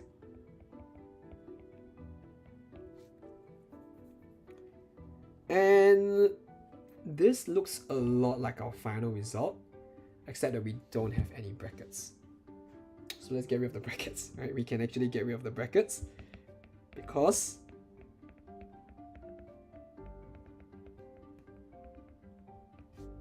intersections are associative. And we are done. Because this means that this equality holds, and therefore P of k plus 1 is true. So therefore P of k plus 1 is true. So we've proven both the base case and the induction hypothesis. And I remember when I was in high school, there's a standard way to present the work. I don't think you need this at the college level, but just for fun. Since P1 is true and Pk implies Pk plus 1 is true for any integer k, Pn is true for any n in positive integers. Now there are a few ways to generalize this statement, and we may or may not look at them in the future, but for now, that's how we sort of use induction to establish this result. And some of you might be wondering, what about infinite sets? Can we do this for infinite sets? Turns out we can. It's rather surprising, but it turns out that it works for infinite sets. But we might want to just play around with infinite sets before we reason with infinite sets. So this final question of the day helps us helps us play around with infinite sets before we sort of reason with them, right? So last one for the day, we are gonna let A0, A1, A2 be sets, and what we will do is we're going to define a bunch of things. Okay, before we go to infinite sets, let's deal with finite sets. So using what we've seen in De Morgan's law, we can actually now define the intersection of n sets to mean A0, A1. Now the proof for this follows analogously with the previous one. I think complements might be a useful proof strategy as well, but there is that. You can define it in a similar way. You can prove it and define it in a similar way. Right, let's talk about finite unions. This is the one that we proved in the previous part, in a sense, right? Essentially, we proved this result. The complement of n unions is precisely, well, the intersections. So we can sort of abbreviate using this big cat or big cup notation, if you would. Yeah, and yeah, this is from the previously. This is from result number 10. Essentially, that's what we did there. So we're gonna fix n in n, and we're going to define, we're gonna consider AI to be the set of rational numbers with the property that 1 over I plus 1 is smaller than or equal to x is less than or equals to I plus 1. So now the question is, what is the intersection of these guys? And what's the union of these guys? And after we talk about these two guys, we are going to look at the infinite setting. I think that is a very interesting question to look at. That is really worth our attention. So let's sort of think about it. Well, how do we answer this question? Well, this is the solution, I mean. This is not exactly an easy question right from the start, but we could try to visualize and see what's going to happen here. So we put 0 here. And what's A0? A0 is when I equals to 0. So that's when it's actually the point 1. A0 is going to be that's A0, right? This is going to be A0. Well, what's A1 going to be? A1 is going to be when you sub in I equals to 1. So you're going to get half and 2. That's going to be A1, because if you sub in A1, well, let's just see. A1 is going to be 1 over 1 plus 1 and 1 plus 1. So we're going to get this part. Similarly for A2, so this is A1. For A2, it's going to be like this. And I'm running out of space, right? So A2 is going to look like this. And so on and so forth. So we want to find the intersection of the AIs. In other words, which set is, how I say it, what set do we get when we overlap everything? Well, if we overlap A0 with everything else, then A0 is pretty much the only set that can overlap. I mean, it's the smallest, right? It's sort of like the smallest set. So it turns out that we actually get A0 here. And we can very quickly verify this in just a moment. This is not the set containing 0, that's the set containing 1. And what about the unions?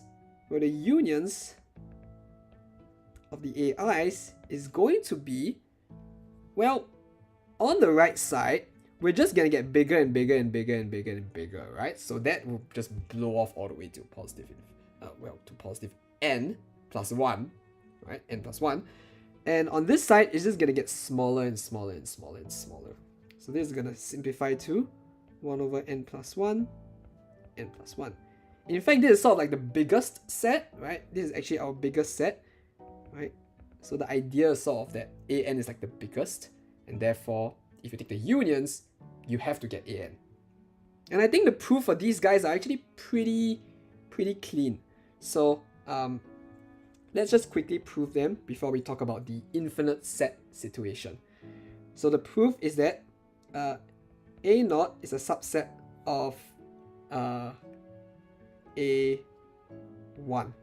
Well, it's a subset of A1, it's a subset of AN, right? So that tells us that A0 intersect A0. Okay, here's a very clean proof, which I think is an acceptable proof. So we have that A0 is a subset of everything, and AN is like the biggest of everything, right? So I think we can do it this way,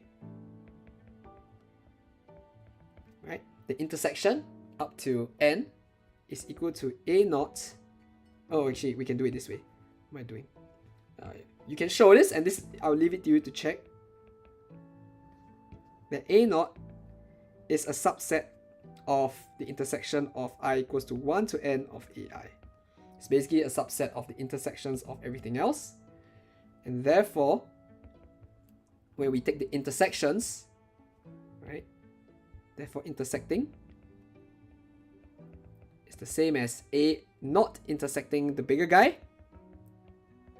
We've seen just now that if the left side is a subset of the right side, the intersections will be the smaller guy, right?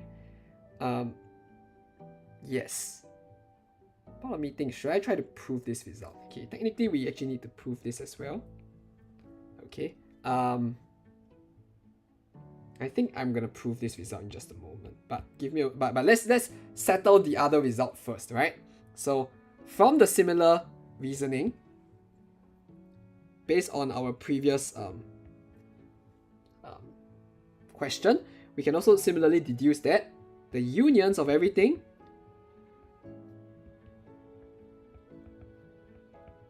has to be smaller than AN, which tells us that if you take the union all the way up to n,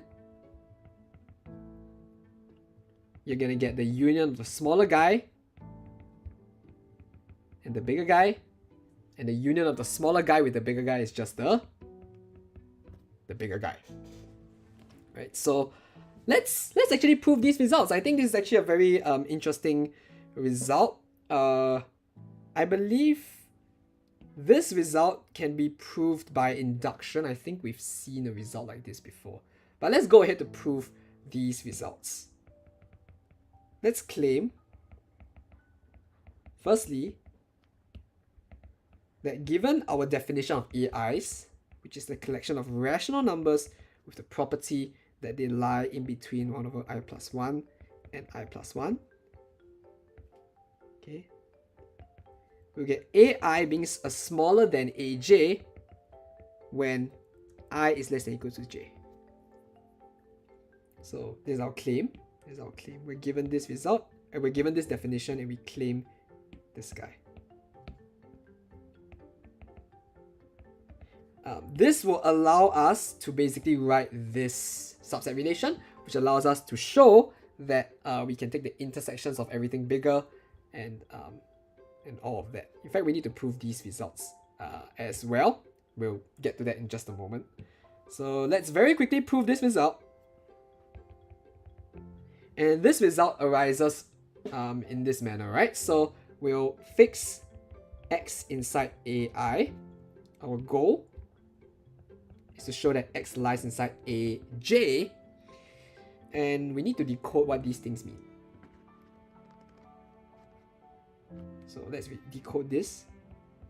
X in AI means that x will be between I plus 1 and 1 over I plus 1. While x in AJ means that x will lie in between j plus 1 and 1 over j plus 1. Now, at this point in time, we don't really have any information, but we do need to use the fact that I is smaller than j.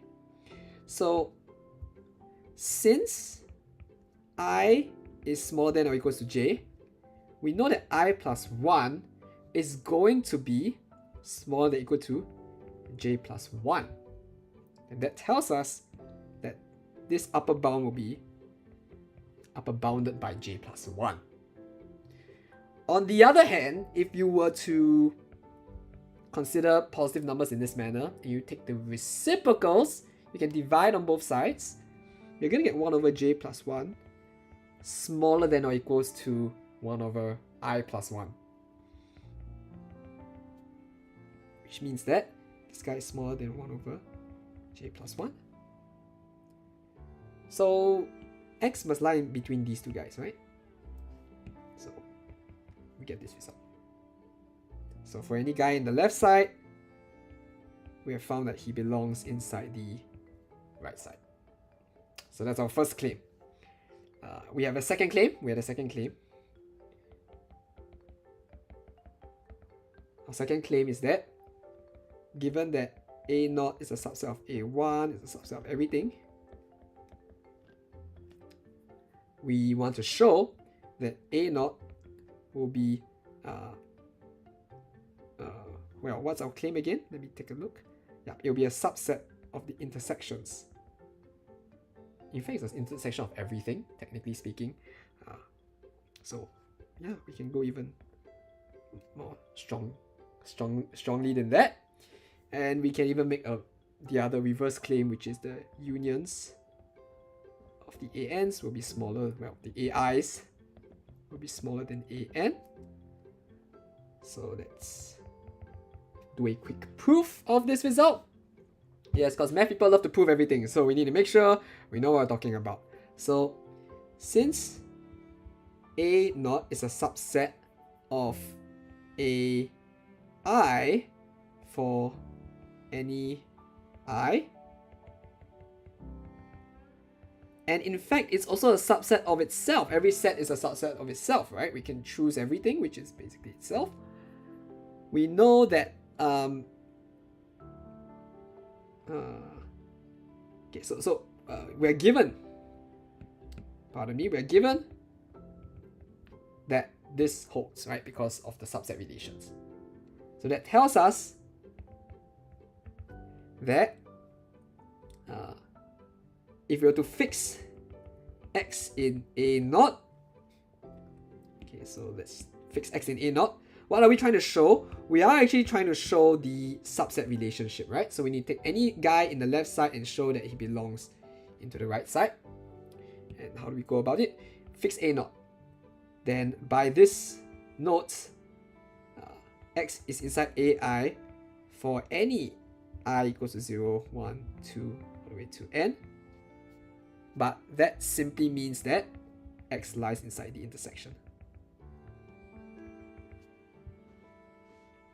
And that's the idea there. And finally, we can prove one more result here.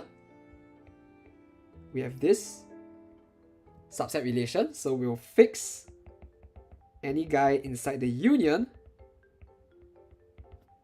And since it belongs to the union, this tells us that x will belong to AK for some k equals to 0, 1, all the way to n. But we know that, well, similarly, right, we have a similar result that says that AI is a subset of AN for any I equals to 0, 1, 2, all the way to n. So AK is a subset of AN. So every guy on the left side is a subset of the right side, right? So the first guy tells us that A0 is a subset of the intersections. The second one tells us that the unions, because any guy in the union lies inside AN, right? So any guy in the union lies inside AN. So in fact, we have those results, and that allows us to conclude these two answers over here. Whew. All right, last question of the day. All right, we have one last question of the day, and we are good to go. And that is, what happens if we were to replace all of these with infinite sets? So let me sort of very quickly copy and paste all of this information. So we're gonna do the exact same setup, but now here's something a little bit more mind-bending, right? Just a little bit more mind-bending. We'll call this part B. Now let's consider the infinite intersection. And now let's consider the infinite union.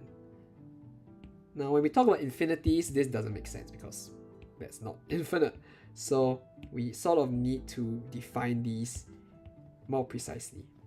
So what is going to be the case? Well, the definition here is going to be the collection of x's such that x lies inside AI for any I inside the natural numbers. This collection is going to be the collection of x's such that x lies in AI for some I in n. It's not it doesn't have to belong in every single set. It just has to belong to some, right? One of these sets. That's the important part. So we have this set once again, and we need to consider these two sets yet again. And we could prove it, but the first thing we know is what are these sets? We've seen just now that we can go from 0 to, say, 1. We know that we have a bunch of sets. For example, this A0, then you have A1, and then you have A2, and then you have A3, and so on and so forth. And for the finite set case, there really wasn't any issue that we had. But what about the infinite set case? What about the situation where we need to deal with infinite sets? Right? So now the question is not about finite sets, it's about infinite sets. Well, ironically, for the first one, we're taking an intersection of all these bigger sets, but essentially it's controlled by the smallest guy, right? So I equals to 0, infinity, AI is actually nothing more than A0, and the reason why, ironically, once again arises from the fact that A0 is a subset of everything else. Right, so A0 is a subset of AI for any I in n. Essentially, this is the key idea here. So when you take the intersections, you're gonna get the smallest guy. I think we can prove it. So let's try to prove this. Right, once again, let's try to prove this. So I don't think we need to fix n's this time around. There's no need for n's. We're never using n in this argument here. So let's prove it. I think it is clear. Now, once again, we can use the exact same results. Since A0 is a subset of AI for any I in n, we can use the above argument is exactly the same to show that A naught has to be a subset of the intersections. Right, it has to be a subset of the intersections. You can use the exact same result as just now. I guess you can try this as an exercise, right? Just give it a shot and let me know how it goes. So that is possible, and I'm tempted to go one more direction, which is a little bit sneaky. But let me think. Can we do this? So okay, I'm gonna claim this. Right, the intersection has to be smaller than each of the constituents. Okay, so what am I claiming here? My claim is this, right? The intersection will be smaller than a n for any n. And here's my very quick proof of that. Start from the left side. This tells us that x in ai for any I in n. So in fact, we said for any n in n, so let's just do it this way. Let's first fix our n in n. Let's just fix this first. And if x lies inside the intersection, it must lie inside ai for every single I. Right? Now, since n is an integer, x must lie inside an, and that's it, right? Because everything on the left side belongs to the right side. That's the claim. That's the proof of the claim. So we've shown that A naught is a subset of this big set, which is itself a subset of A naught.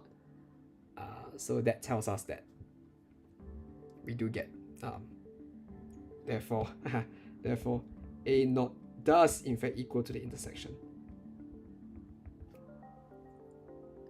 Right? Now we have one more set to go, and we are going to need more space. So let's just copy and paste one last time.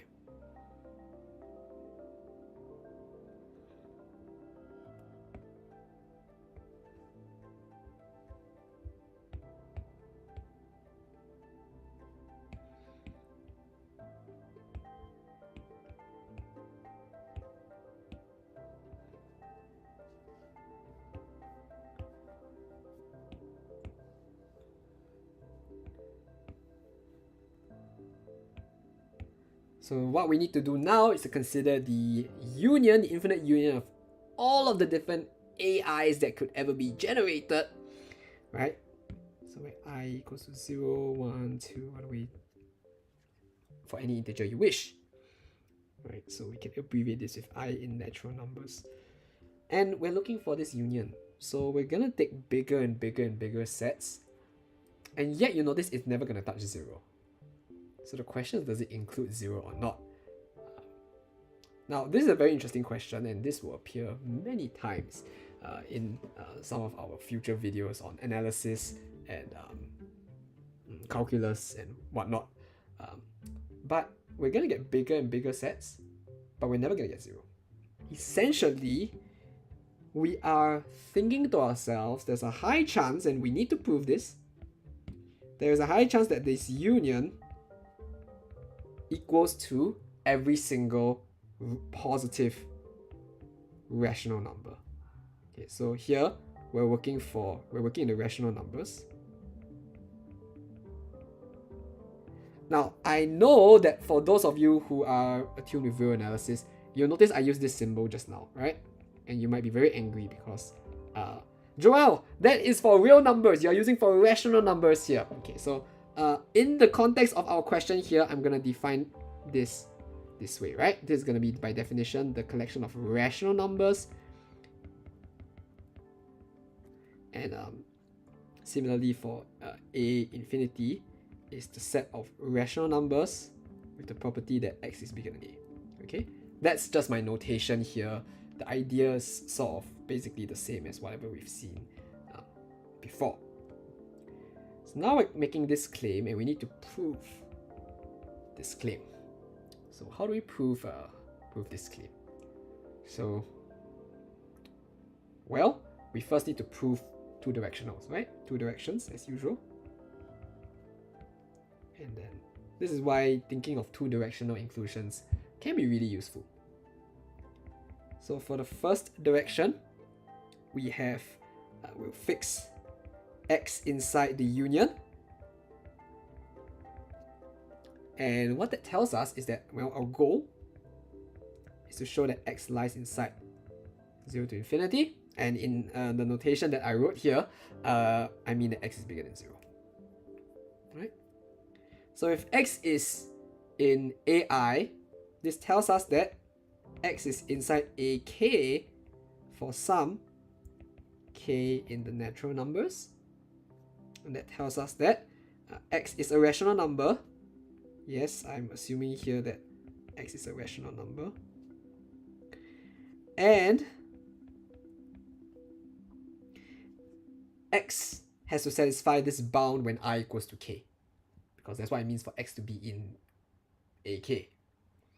So 1 over k plus 1. There we go. And is this bigger than 0? Right? This is our goal, right? This is our sort of the objective that we have in mind, we've set out to achieve.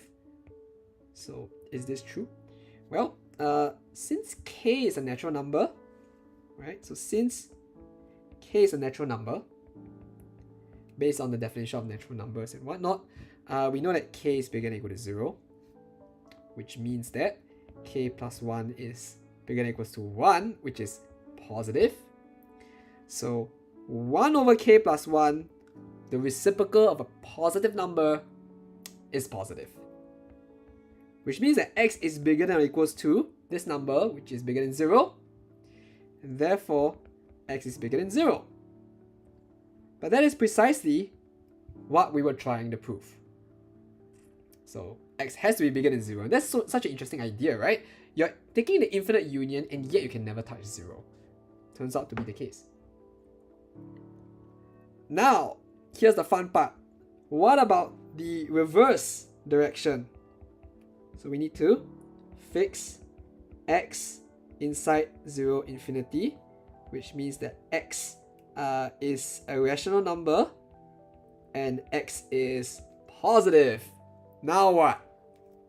Well, this is the part of the question which is a little bit surprising, to say the least. It is quite surprising. And the reason why is because, well, if x is positive, how do we show that? What's our goal, right? Our goal is to show that x is inside AK for some k in the natural numbers. And what that means is that x is a rational number. I think that's not a problem. But we need to find k such that x can actually lie inside this bound. So perhaps a picture might help us. So here's 0.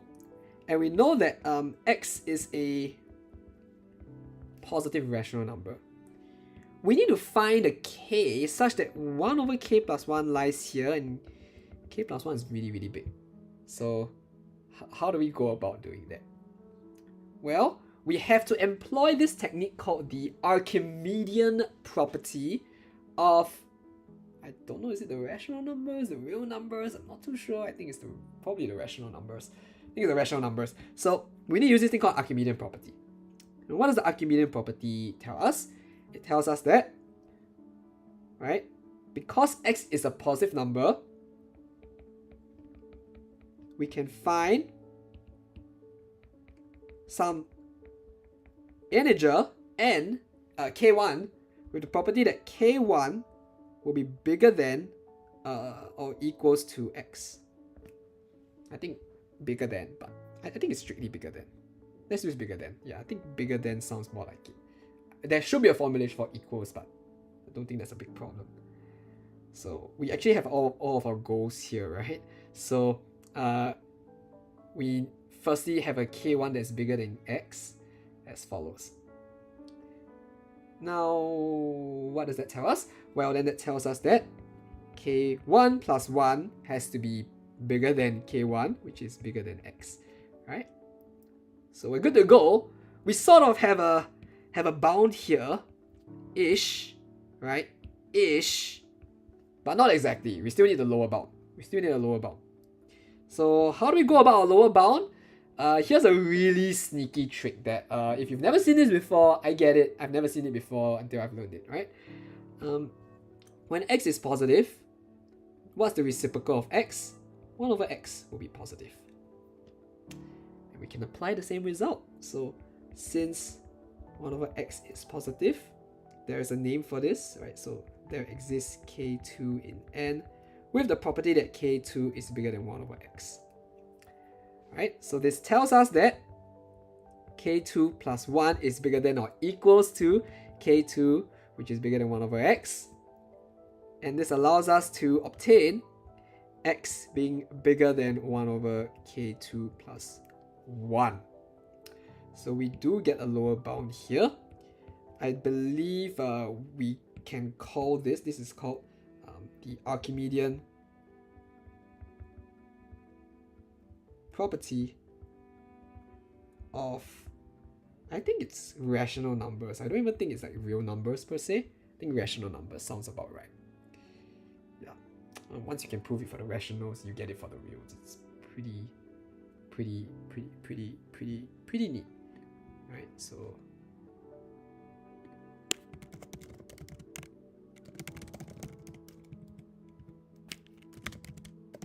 let's just do a quick check. There we go. Okay, I think we got it. So what do we have here? Now, since 1 over x is positive, there exists a k2 in n such that this holds. Then we have a lower bound. But this lower bound isn't the same as the first one. The first one is k1, and the second one is k2. So we need a k that works both, right? Both ways, right?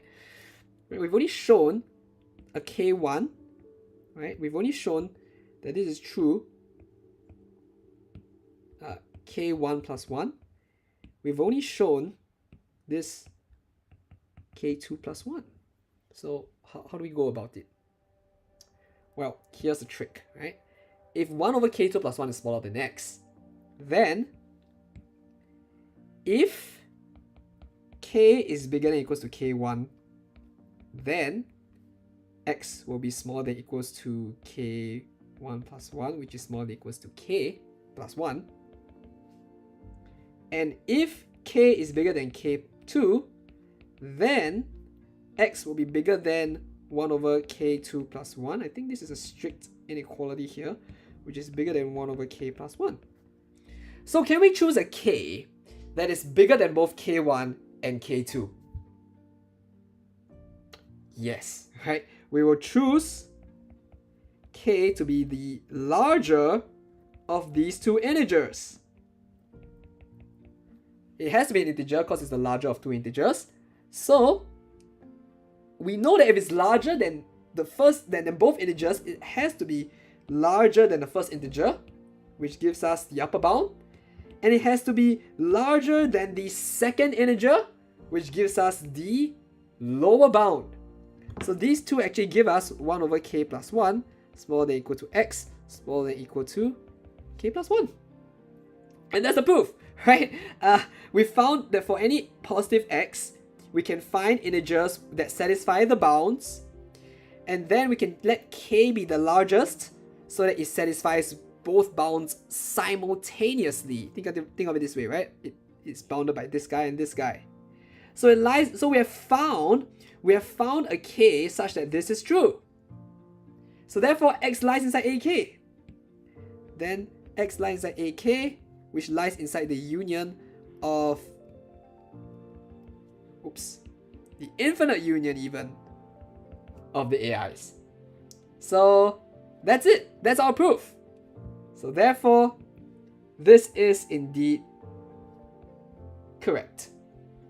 And it's a really, really clever proof, which takes a bit of thought. In fact, it really adopts ideas from this this area of math called real analysis. And I will be covering real analysis in May and June. In fact, I'm just gonna spam real analysis during that period of time. So if you're ever interested, feel free to hit the subscribe button, check out the videos, and you can anticipate some real analysis videos coming up in the summer. If you want to learn real analysis and you want to sort of follow along with the arguments, feel free to check out these videos. So that's it for today on sets. And I hope to see you guys for the next stream on relations, which is going to use our knowledge of sets to reason things out here.